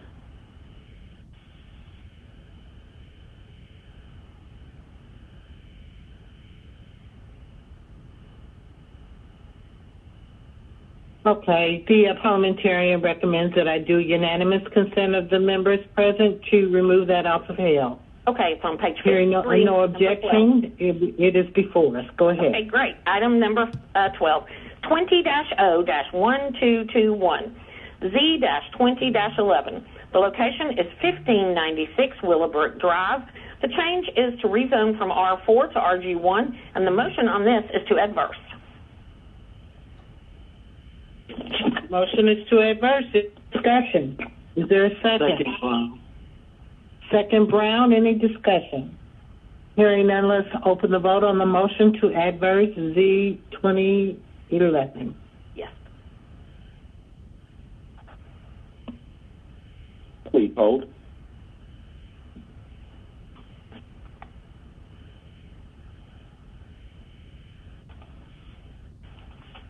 The vote is now open.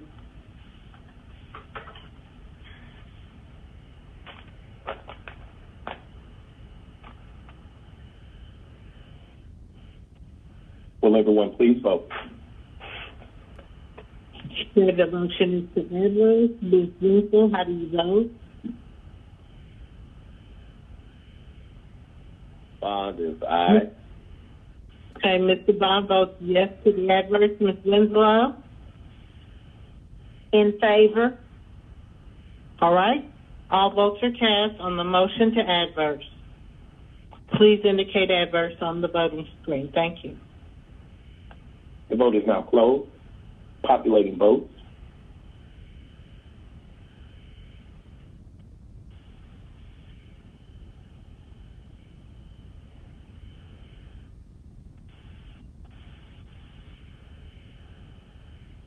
Yeas, 0 nays. 15 yeas, 0 nays. It is adverse. Thank you, Madam President. That ends my report. Thank you, Madam Chair. And now we go to Finance Executive Committee. The Honorable Jennifer I. Chair.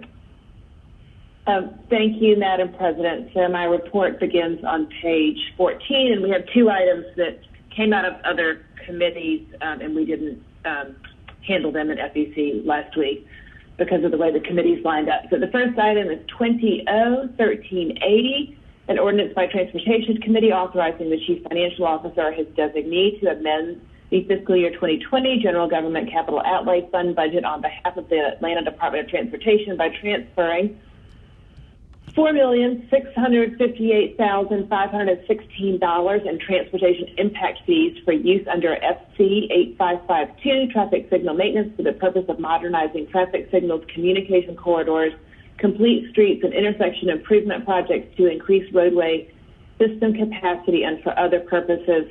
And this was favorable by transportation on November 9th.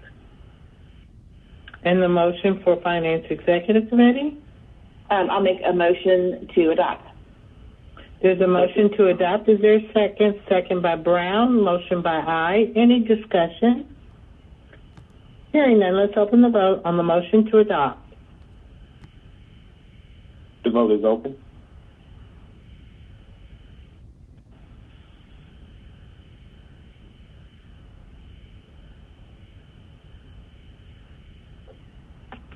Ms. Winslow, how do you vote? In favor? Mr. Bond? Aye. All votes are cast on the motion to adopt. The vote is now closed. Populating vote.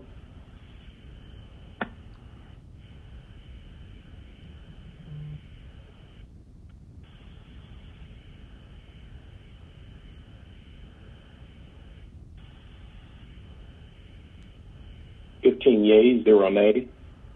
15 yeas, 0 nays. It's adopted. Next item. The next item is 20-1681, an ordinance by Community Development Human Services Committee to waive the source selection and payment provisions contained in the City of Atlanta Code of Ordinances, Article 10, Procurement and Real Estate Code, including but not limited to Code Section 1547, and to authorize the mayor or her designee on behalf of the City of Atlanta to enter into a lease agreement with the Galloway School, Inc., with a retroactive effective date of November 24th, 2019, and which shall run through May 31st, 2022, with no options to renew on behalf of the Department of Parks and Recreation and for other purposes. This was favorable by CDHS with 5 yeas, 1 abstention, and I'll make a motion to adopt.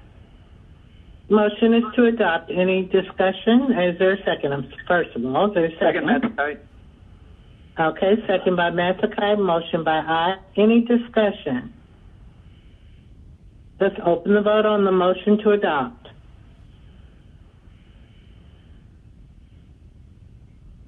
The vote is open. Will everyone please vote? Ms. Winslow, how do you vote? In favor. Mr. Bond? Aye. All votes are cast on the motion to adopt. The vote is now closed. Populating vote.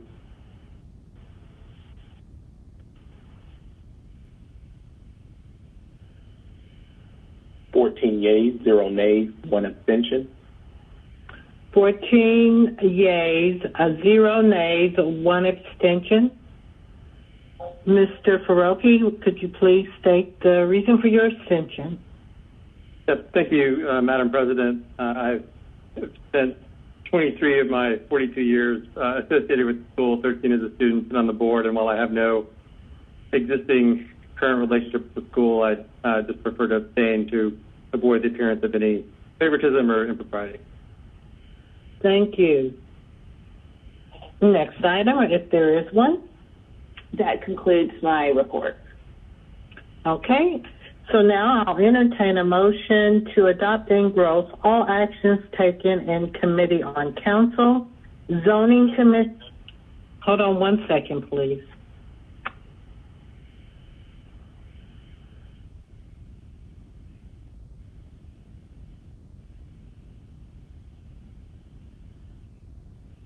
Okay, I'm moving too fast. The first motion I need is to entertain a motion to exit the Committee of the Whole. Motion by Ide. Second, Matsakite.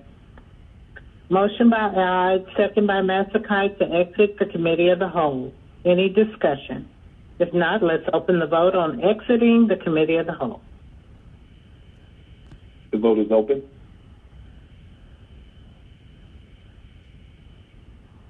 Will everyone please vote? Mr. Bond, how do you vote? Aye. Ms. Winslow? In favor. Mr. Brown? In support. All votes are cast to exit the Committee of the Whole. The vote is now closed. Populating vote.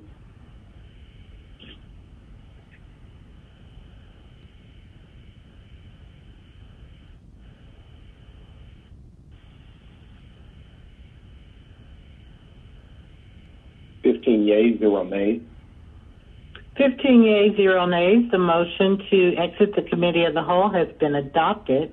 Now I'll entertain the motion to adopt in growth all actions taken in the Committee of the Whole for Committee on Council, Zoning Committee, and Finance Executive Committee. So moved, Matsakite. Second, Smith. Motion by Matsakite, second by Smith. to adopt in gross all actions taken in the committee of the whole for Committee on Council, Zoning Committee, and Finance Executive Committee. Any discussion? Hearing none, let's open the vote on adopting in gross all actions taken in the committee of the whole. Please hold.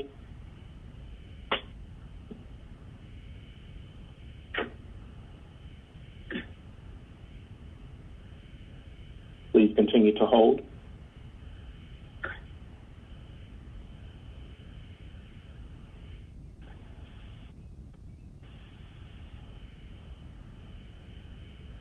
The vote is now open. Will everyone please vote? Mr. Bond, how do you vote? Aye. Ms. Winslow, how do you vote? In favor. Mr. Massacite was the mover. And who was the seconder? Me, Smith. Yeah, so it's Massacite was the mover, Smith was the seconder, and so all votes are cast with those changes, please. The vote is now closed.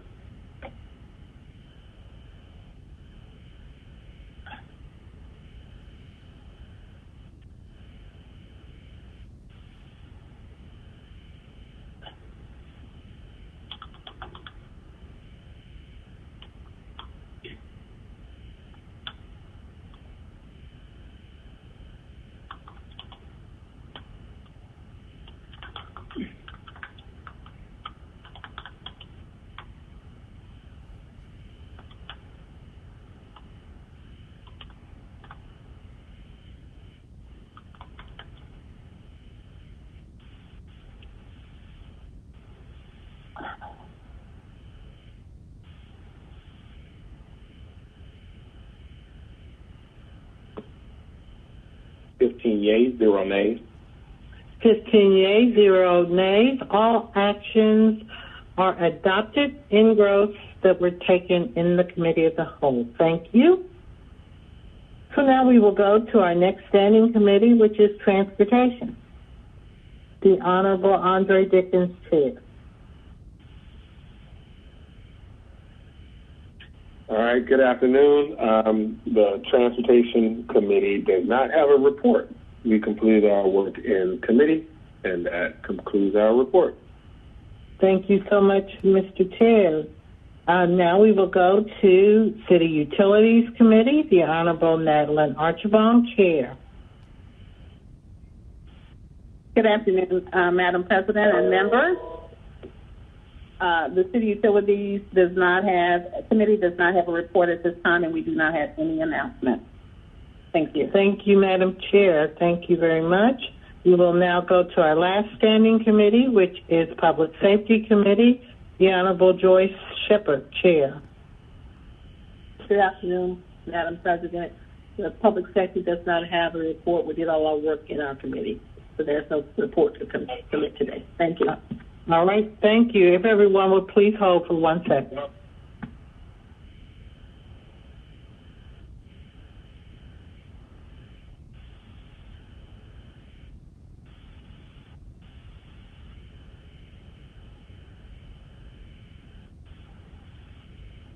Okay, CDHS, the Honorable Matt Westmoreland, Chair. Is there a report? Yes, ma'am, there is. We have 2 items. The first item is 20-0-1017, an ordinance by Councilmember Joyce M. Shepard authorizing the mayor or her designee on behalf of the City of Atlanta to execute a home investment partnership program contract with Heartland Station LP in an amount not to exceed $800,000 for the development of affordable multifamily housing at 2074 Fleet Street, Southwest Atlanta, Georgia, for a term of 24 months and for other purposes, and the unanimous recommendation out of committee is to file. The motion is to file. Any discussion? Hearing none, let's open the vote on the motion to file.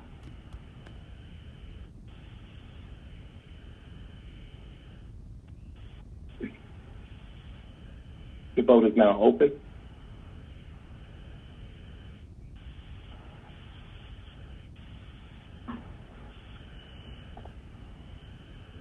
Ms. Winslow, how do you vote? In favor. Mr. Bond? Aye. All votes are cast. And the motion is to file.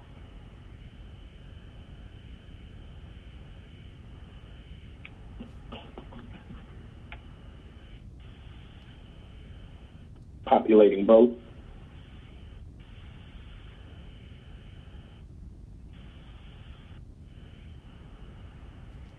Yeas, 0 nays. 15 yeas, 0 nays. It's filed. Next item. Next item is 20-0-1401, CDP-20-010, an ordinance by Community Development Human Services Committee to amend the land use element of the 2016 Atlanta Comprehensive Development Plan so as to redesignate property located at 1596 Willowbrook Drive Southwest from the single-family residential land use designation to the low-density residential land use designation and for other purposes, and the unanimous recommendation of the committee is to adverse. Okay, the motion is to adverse. Any discussion? Seeing none, let's open the vote on the motion to adverse. The vote is open. Will everyone please vote? Mr. Bond, how do you vote? Aye. Ms. Winslow? In favor. All votes are cast on the motion to adverse. The vote is now closed. Populating votes.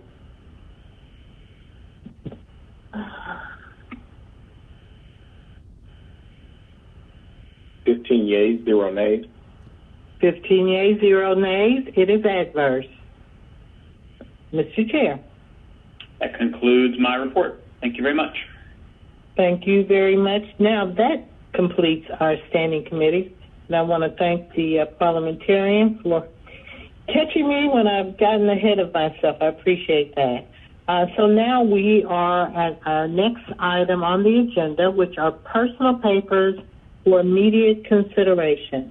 I do not have any for immediate consideration, but I will open up for speakers to indicate if you do. Okay, seeing none, we will now go to items to be referred. I'm going to start from the bottom of the list and work my way up. So I will read the names so that you can be prepared. It will start with Winslow, Westmoreland, Smith, Shepherd, Overstreet, Matzekite, Ide, Faroki, Boone, Bond, and Archibald, and then I'll take anyone who I have not mentioned. So, Ms. Winslow, you can start us off. Oh, okay. I'm still trying to get one of my papers, so if you could push me back, okay. I would very much appreciate it. Thank you, Madam I'll come back and pick you up later. So we'll go to Mr. Westmoreland. Yes, ma'am. First paper is ELMS number 22974, an ordinance by Councilmember Matt Westmoreland authorizing a donation in an amount not to exceed $2,000 from the post-to-at-large carry-forward account to the Chastain Park Conservancy and for other purposes. Finance Executive Committee, 22974. Next one is ELMS number 22976, an ordinance by Councilmember Matt Westmoreland authorizing donation in an amount not to exceed $1,000 from the post-to-at-large carry-forward account to Grove Park Renewal to support affordable housing initiatives and for other purposes. 22976, the Finance Executive Committee. And finally, 22975, an ordinance by Councilmember Matt Westmoreland authorizing a donation in an amount not to exceed $1,000 from the post-to-at-large carry-forward account to Paw Kids to support community wellness initiatives and for other purposes. 22975 to Finance Executive Committee. Thank you much. You're welcome, Ms. Smith. Yes. A resolution, and this ELMS is 22962.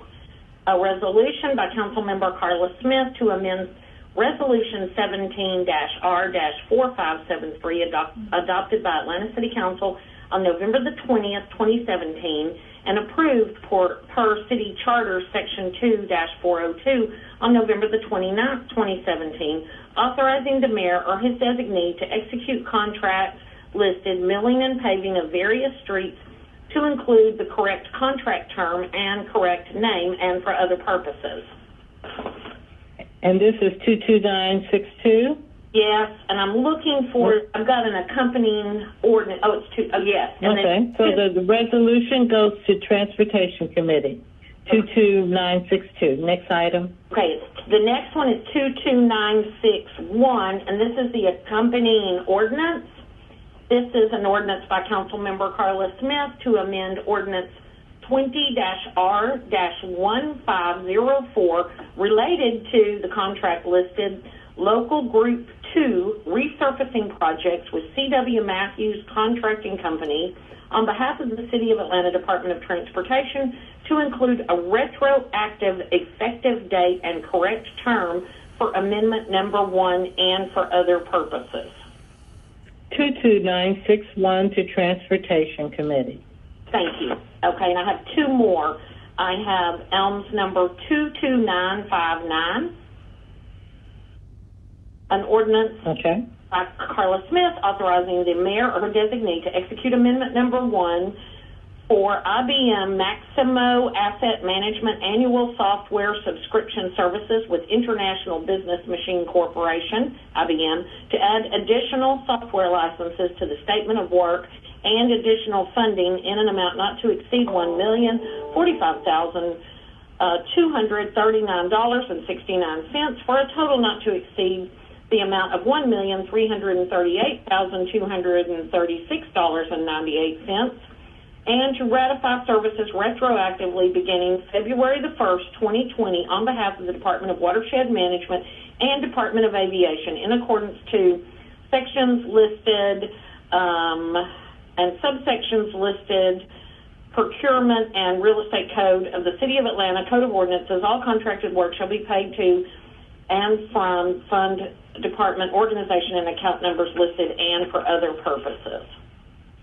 22959 to Finance Executive Committee. Thank you. And ELMS number 22956, an ordinance by Councilmember Carla Smith authorizing the Chief Financial Officer to make transfers within the Coronavirus Relief Fund provided to the city pursuant to the Coronavirus Aid, Relief, and Economic Security Act, CARES Act, the total of which shall be utilized to cover costs that are necessary expenditures incurred due to the public health emergency with respect to the coronavirus disease 2019 that are not accounted for in the budget most recently approved as of March 27th, the date of enactment of the CARES Act, and that were incurred during the period that began on March 1st, 2020 and ends on December 30th, 2020, and for other related purposes.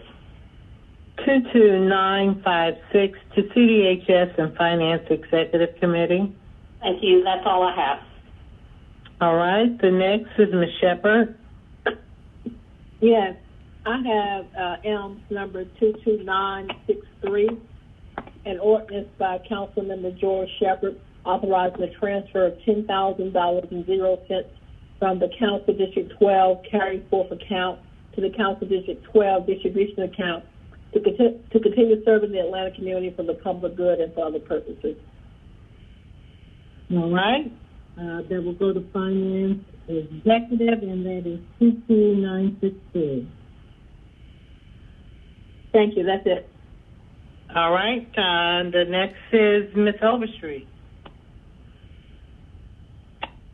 Thank you, Madam President. I have ELMS number 22958, and it's an ordinance by Councilmember Mercy Collier Overstreet, an ordinance to amend Chapter 2, Article 10, Division 9, Section 2-1377, entitled Sunset of the Small Business Enterprise Program, and Division 12, Section 2-1460 of the Equal Business Opportunity Program, and Ordinance 15-0-1556 to extend the expiration date of said programs from December 31st, 2020 to December 31st, 2021, and for related purposes.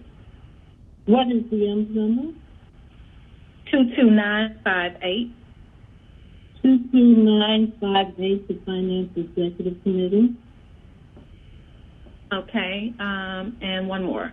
An ordinance, well, this ELMS number is 22978.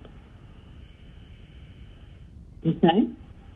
Okay. An ordinance by Councilmember Marcy Collier Overstreet, an ordinance to amend the Atlanta zoning ordinance to clarify the regulations regarding rooming houses and to allow for enhanced enforcement against the recent proliferation of illegal rooming houses in single-family and two-family residentially zoned districts and for other purposes. 22978 to ZRB and zoning. And that's it. Thank you. Mr. Matsakai. Thank you, Madam President. This is ELMS 22967, an ordinance by Councilmember J.P. Matsakite authorizing a donation in the amount not to exceed $5,000 from the Council District 8 Carry Forward account to Park Pride on behalf of the Friends of the Atlanta Waterworks to support their legacy grant application to create a playground within the Waterworks Park and for other purposes. 22967 to Finance Executive Committee. Thank you. Councilman, Ms. I. Thank you, Madam President. This is ELMS 22973, an ordinance by Council Members Jennifer N. I, Joyce M. Shepherd, Howard Shook, and J.P. Matsakite, an ordinance to amend Chapter 10, Alcoholic Beverages, to require that the Chief Financial Officer shall conduct annual forensic audits of the financial records of a sample of establishments licensed for the sale of alcohol beverages by the City of Atlanta to confirm that establishments licensed to sell alcohol for consumption on the premises as eating establishments in accordance with state law or restaurants in accordance with the City of Atlanta Code of Ordinances, and establishments licensed to sell alcohol for consumption off the premises as package stores in accordance with the City of Atlanta Code of Ordinances remain entitled to exemptions from certain distance requirements and other alcohol regulations for which they have qualified based on a percentage of gross food and or alcoholic beverage sales, to require that the sample of establishments subject to the forensic audit required to be conducted in accordance herewith shall contain no less than 1% of the number of establishments licensed for the sale of alcoholic beverages by the City of Atlanta on September 30th of the year prior to that in which the audit shall be conducted, to authorize the Chief Financial Officer to promulgate administrative regulations by which the sample of establishments subject to the review required hereby shall be chosen and for other purposes. Public Safety, Legal Administration, Finance Executive Committee for 22973. Thank you. And all right, the next one is ELMS 22971, an ordinance to authorize the Department of Finance to enter into a new contract with Deloitte Consulting LLP through cooperative purchasing agreement under Deloitte GSA Schedule GS 35F0617Y from May 10th, 2020 to September 6th, 2022, and to amend the fiscal year 2021 budget by transferring appropriations from various City of Atlanta departments for an amount not to exceed $12,775,125 in order to continue the Oracle Cloud ERP implementation, ATL Cloud, and certain post-implementation support activities, all contracted work to be charged to and paid from the funding numbers listed herein and for other purposes. Okay, 22971 to Finance Executive Committee. ELMS 22972, an ordinance to waive Article 10, Procurement and Real Estate Code, Section 2-1206 of the City of Atlanta Code of Ordinances, and to ratify the term extension issued on October 4th, 2017, in connection with Cooperative Purchasing Agreement FC 9150, Scoping and Planning Consulting Services with Deloitte Consulting LLP, and authorize the Chief Procurement Officer to execute the appropriate documents in accordance with Article 10, Procurement and Real Estate Code, Section 2-1292D of the City of Atlanta Code of Ordinances, to correct the extensions and give it proper retroactive effect from October 6, 2017 through January 4th, 2018, and for other purposes. And what was the number again? I'm sorry. 22972. 22972, the Finance Executive Committee. ELMS 22977, an ordinance to ratify the migration services rendered under Amendment Number 2 of Cooperative Purchasing Agreement FC 9150, scoping and planning consulting services by Deloitte Consulting LLP as a single system integrator in an amount not to exceed $13,056,550 in accordance with Section 2-1163, subsection C of Article 10, Procurement and Real Estate Code of the City of Atlanta Code of Ordinances and for other purposes. And that's 22977. 22977, Finance Executive Committee.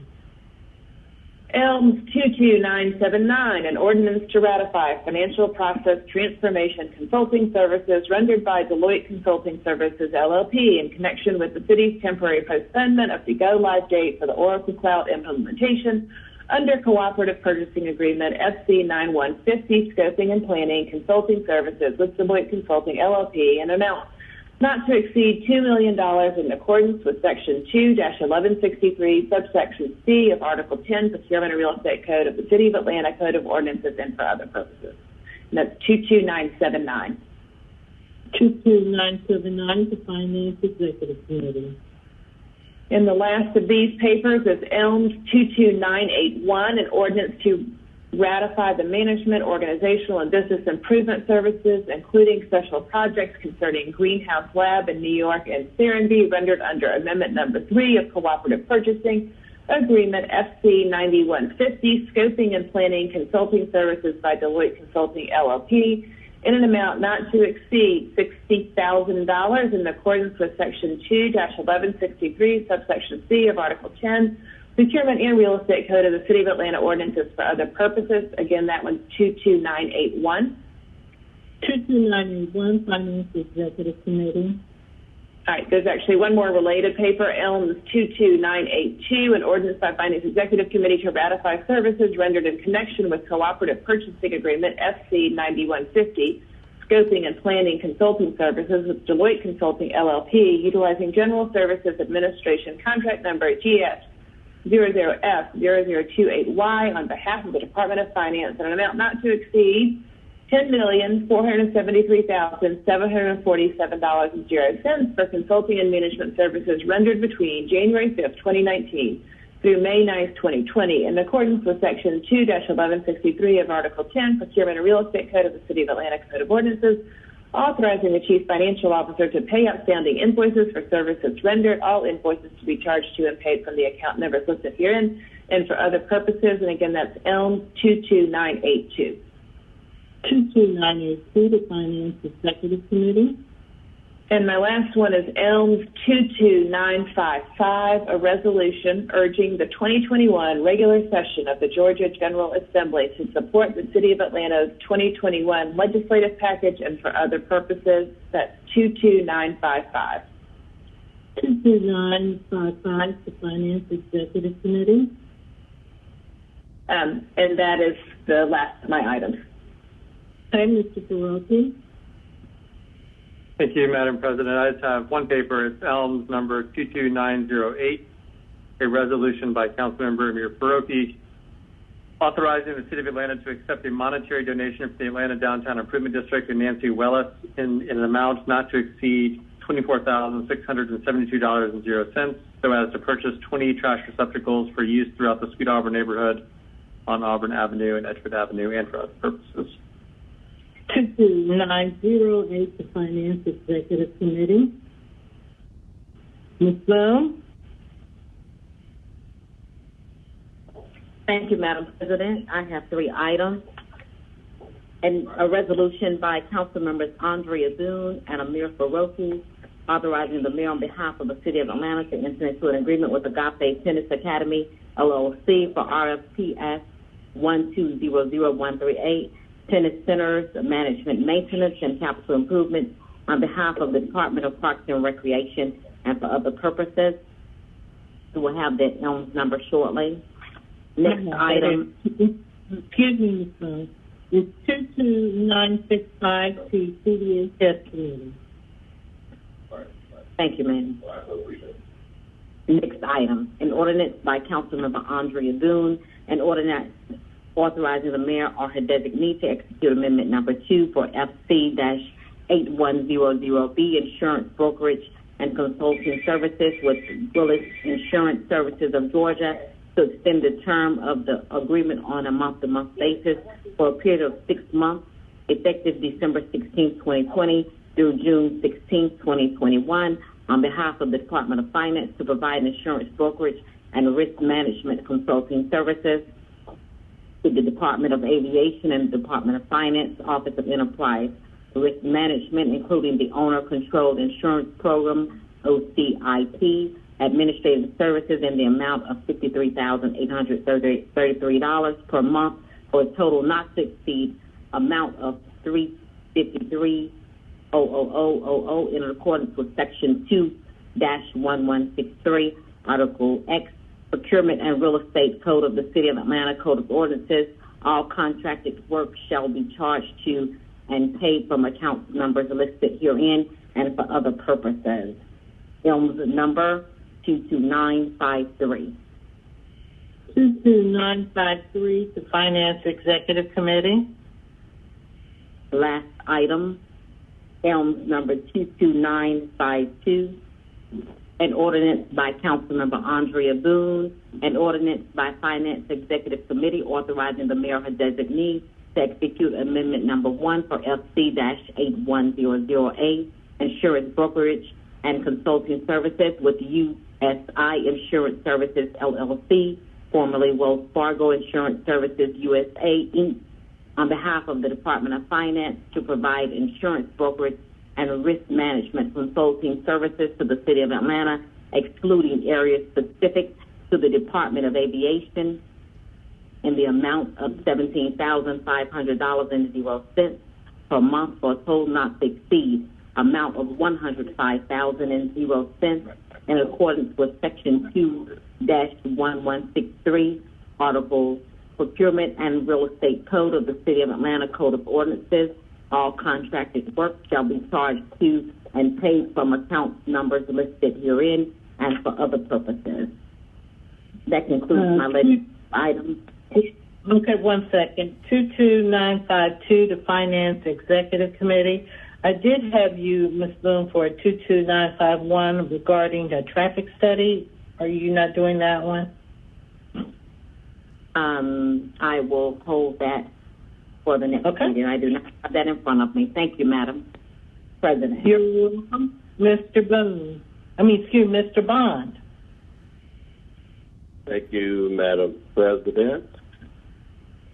I have ELMS number 22964,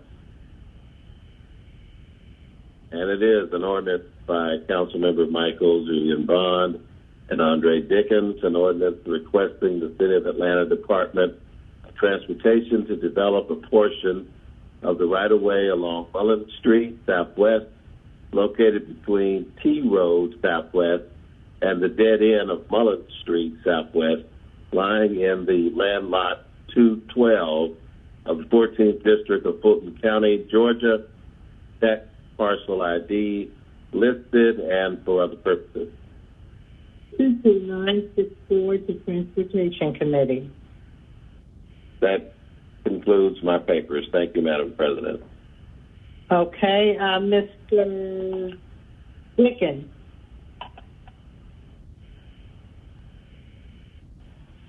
All right, I have one paper. This will be 22983, ELMS number 22983, an ordinance by Councilmember Andre Dickens, an ordinance authorizing a donation in an amount not to exceed $500 to LEAD, LEAD, to support the Center for Youth grand opening and for other purposes. 22983 to Finance Executive Committee. Mr. Hillis. Thank you, Mr. President. I have one item, ELMS number 22954. An ordinance by Councilmember Justin Hillis, an ordinance to amend the 1982 Atlanta zoning ordinance as amended, City of Atlanta Code of Ordinances, Part 16, so as to add a Chapter 41 entitled Westside Park Affordable Workforce Housing District, to define certain terms, to provide for related requirements, procedures, and incentives, to amend the official zoning map to amend the 1982 Atlanta zoning ordinance as amended, City of Atlanta Code of Ordinances, Part 16, Chapter 28, Section 16-28.023, so as to allow transfer of development rights for unused density bonus and for other purposes. Okay, 22954 to ZRB and zoning. Thank you, Madam President.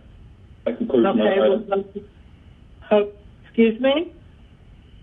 That concludes my item. Thank you. We'll go to Ms. Boone, and then we'll go to Ms. Archibald, who has an item for immediate consideration. Ms. Boone? Yes, one more item, Chair. Elms number 22970, an ordinance by Council Member Andrea Boone, an ordinance waiving the competitive course selection requirements contained in Article of the Procurement Code and authorizing the mayor on behalf of the City of Atlanta to execute an agreement with the Atlanta Fulton County Pre-Arrest Diversion Initiative, Inc., a nonprofit 501c3 organization to provide pre-arrest diversion and community referral program services in an amount not to exceed $1,500,000.00 as provided in the fiscal year 2021 budget approved via ordinance 2001-260 for a term of 1 year with 3 one-year renewal term options commencing retroactively on July 1st, 2020 to ratify services provided from July 1st, 2020 with the execution of the agreement authorized hereby to authorize all contracted work to be charged to and paid from accounts listed herein and for other purposes. 22970 to Public Safety, Legal Administration, and Finance Executive Committee. Any other items? Madam President, this is Councilmember Winslow. I'm ready now. Okay, you're ready. I just want to make sure there were no other people, and then I was going to go to you. Go ahead, Ms. Winslow. Okay, thank you very much. Okay, this is an ordinance by Councilmember Winslow authorizing the mayor or her designee to make the intersection of Beecher Street and Rochelle Drive Southwest an all-way stop, to authorize the Atlanta Department of Transportation to install stop signs at the intersection and for other purposes. And let me give the number, I'm sorry. It's Elms 22950, Madam President. Thank you. 22950 to Transportation Committee. Right. The next one is Elms number 22949, and that's a resolution by Councilmember Winslow authorizing the City of Atlanta to accept the donation of a bench not to exceed $9,500 to install at the Reverend James Orange Park in honor and recognition of Reverend James Orange and Oakland City, and for other purposes. 22949 to CDHS. Okay, and the next two papers have the same Elms number because they're donations. And so it's Elms number 22968, and it's an ordinance by Councilmember Winslow donating an amount of money not to exceed $700 on the district carry forward account to assist various community organizations in District 4. Oh, it's the same paper. Okay, that's it. Okay. It's the same paper. Okay. 22968, the Finance Executive Committee. Okay. That's all I have, Madam President. Thank you. Okay, before I go to Ms. Archibald, are there any other items to be referred? Ms. Boone? Yes, I have one other item, Madam President.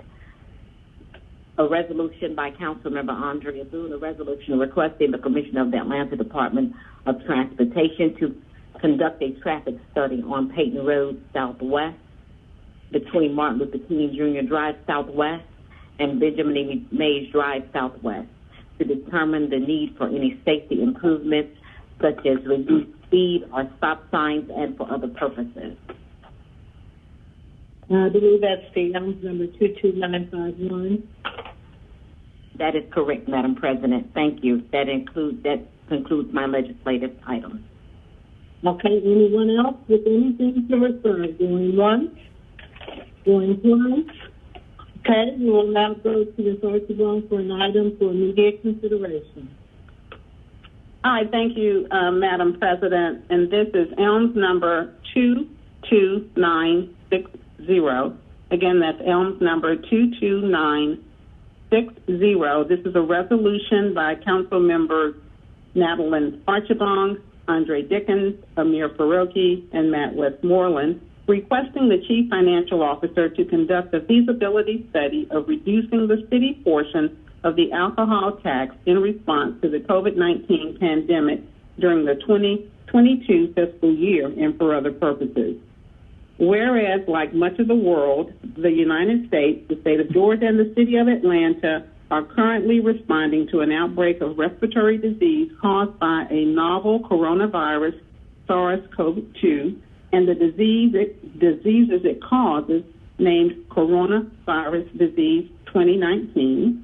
And whereas, as the result of the COVID-19 pandemic, the economy of the city of Atlanta has been severely impacted, and whereas, due to the persistence of the COVID-19 pandemic crisis throughout 2020, the city should explore ways to help mitigate the negative impact on those business entities which may experience negative impacts on revenue as a result of the COVID-19 pandemic.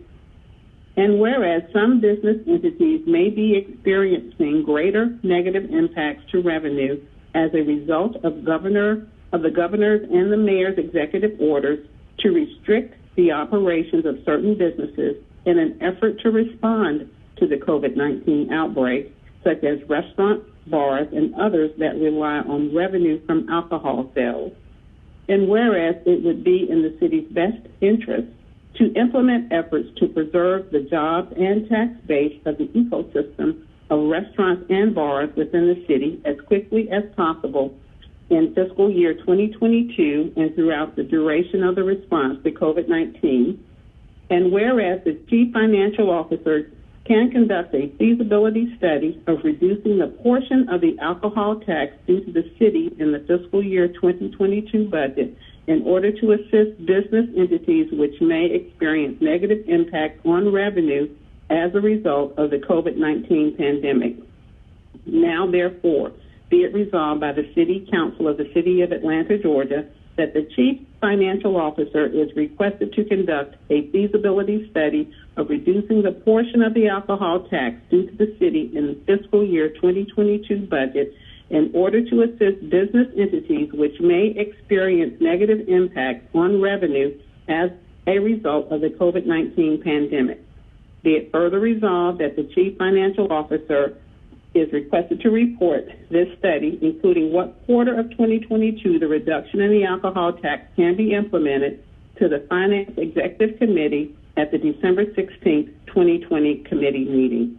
Be it finally resolved that all resolutions and parts of resolutions in conflict herewith be in the same or hereby waived. I make a motion to adopt. Second, we have a motion to adopt. We have a second by Mr. Brown. Is there any discussion? Shook with a comment. Sure. Go ahead, Mr. Shook. Oh, I'm sorry. Yeah, thank you. I'm going to support this. I do have a concern that I'm sure shared by many others, which is I think we all know or suspect that any number of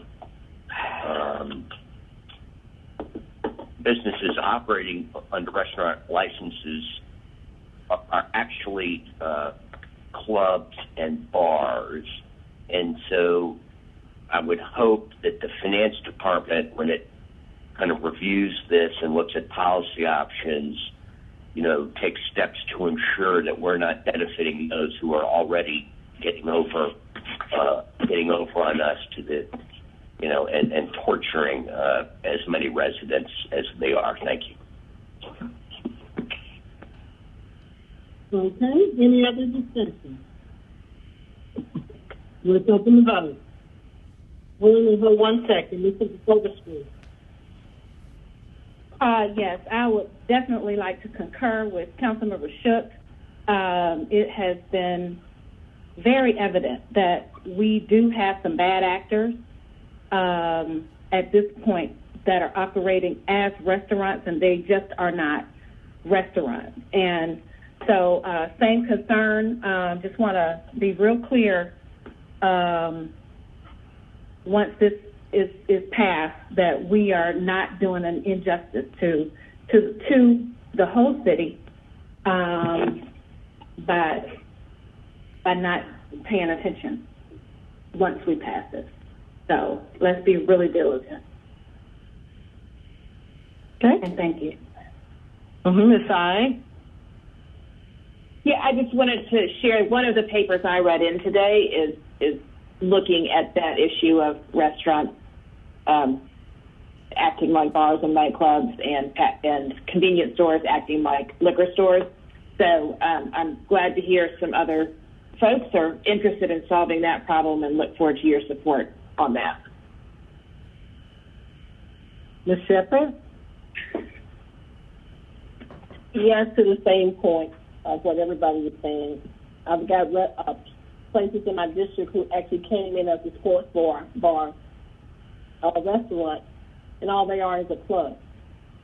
And so we really need to address that. I'll be looking into that farther too. But we've got to look at something else different because there's a lot of illegal activity out here today in terms of our restaurants, quote, bars, quote, clubs. And I signed on to Ms. I's legislation, but I'm really looking at some other things also. So thank you. Thank you. Anyone else to speak? Madam President. Yes, Mr. Bond. Thank you for acknowledging me, Madam President. Mm-hmm. Yeah, I have a question. I wonder if this can be amended so that the tax portion is reduced by the ratio of the amount of food sales that those who possess these licenses actually make. And that way it can better blanket those that are actual true restaurants that have employees, et cetera, waiters, staff, et cetera, rather than these places that are masquerading as restaurants that are actually, in fact, bars. Or if some language can be added, that they would take a look at that so that we're not rewarding those, as Mr. Shook put it, who are getting over on us and ultimately getting over on the citizens of Atlanta. Can someone respond to that? Okay, Ms. Archibald? Yes, thank you very much. And I think the commentary that's come from my colleagues is very instructive. And this is a request for a feasibility study. So I don't know if the amendment is fine or if it's a matter of getting some direction from the council or the committee around what else they want the feasibility study to focus on. I don't know if automatically that would be included. If Mr. Bond wanted to add an amendment, I'm certainly amenable to that being an additional, I don't know if it'd be an additional section or adding to the be it resolved that the chief financial officer in conducting a study will do thus and so. So moved. Mr. Bond? So moved. Okay. So, Ms. Archibald, could you fully state so the staff can capture where it should go and what the amendment is? Yeah, I'm thinking in the first, now therefore be it resolved by the City Council of the City of Atlanta that the Chief Financial Officer is requested to conduct a feasibility study blah, blah, blah, blah, blah. And so at the end of that first paragraph where it says pandemic being the last word, comma, such study shall include, provided such study include an analysis of the portion of revenues derived from the sale of food versus alcohol sales in its study. Okay, could you just repeat it one more time, and then if the staff can indicate? Hey, absolutely not. Mr. Clerk, did you get that? Let me, did someone from the staff get her amendment? Please indicate on Teams for me so that I know before we move on.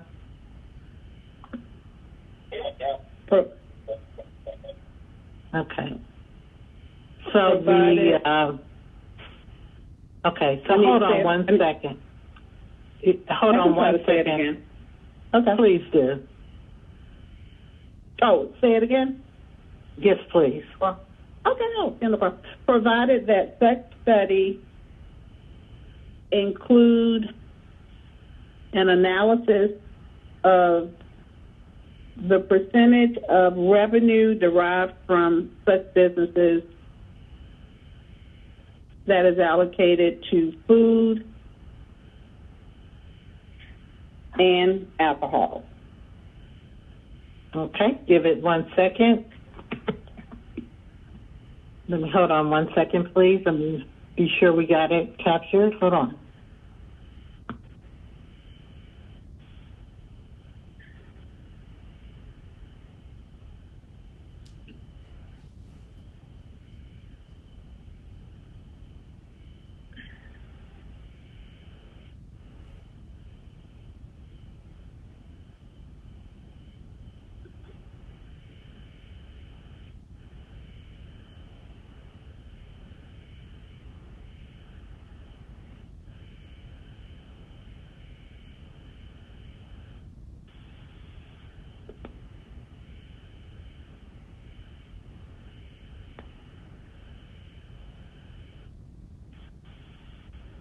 Okay, Mr. Blanc, and next we have that amendment. As long as everyone understands it, they will go back with the tape to make sure that it's adequately captured.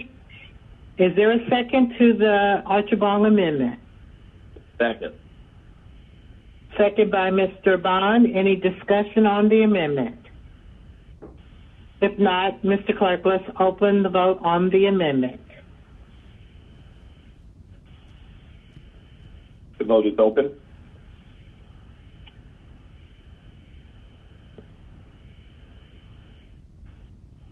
Will everyone please vote?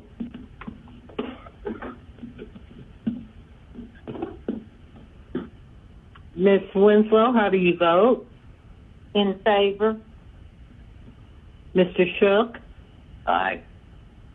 Ms. Overstreet? All votes are cast. The vote is now closed.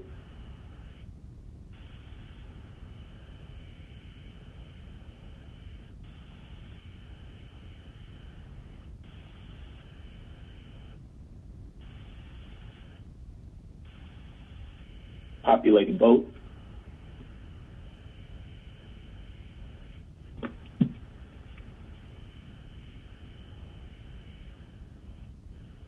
Yeas, 0 nays. 15 yeas, 0 nays. The amendment is adopted. Are there any further amendments? Any further discussion on the motion to adopt as amended? If not, let's open the vote on the motion to adopt. Please hold.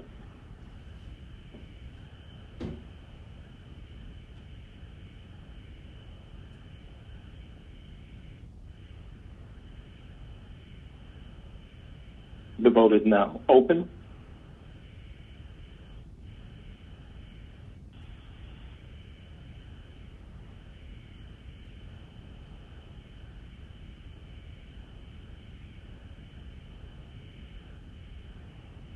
Ms. Winslow, how do you vote? In favor? Mr. Bond? Aye. Mr. Shook? Aye. Ms. Overstreet? Affirmative. All votes are cast. The vote is now closed.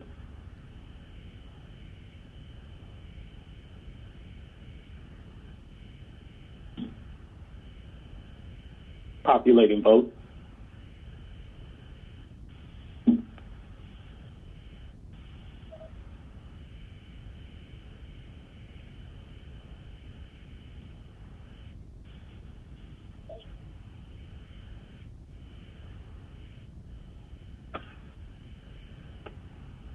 Populating vote.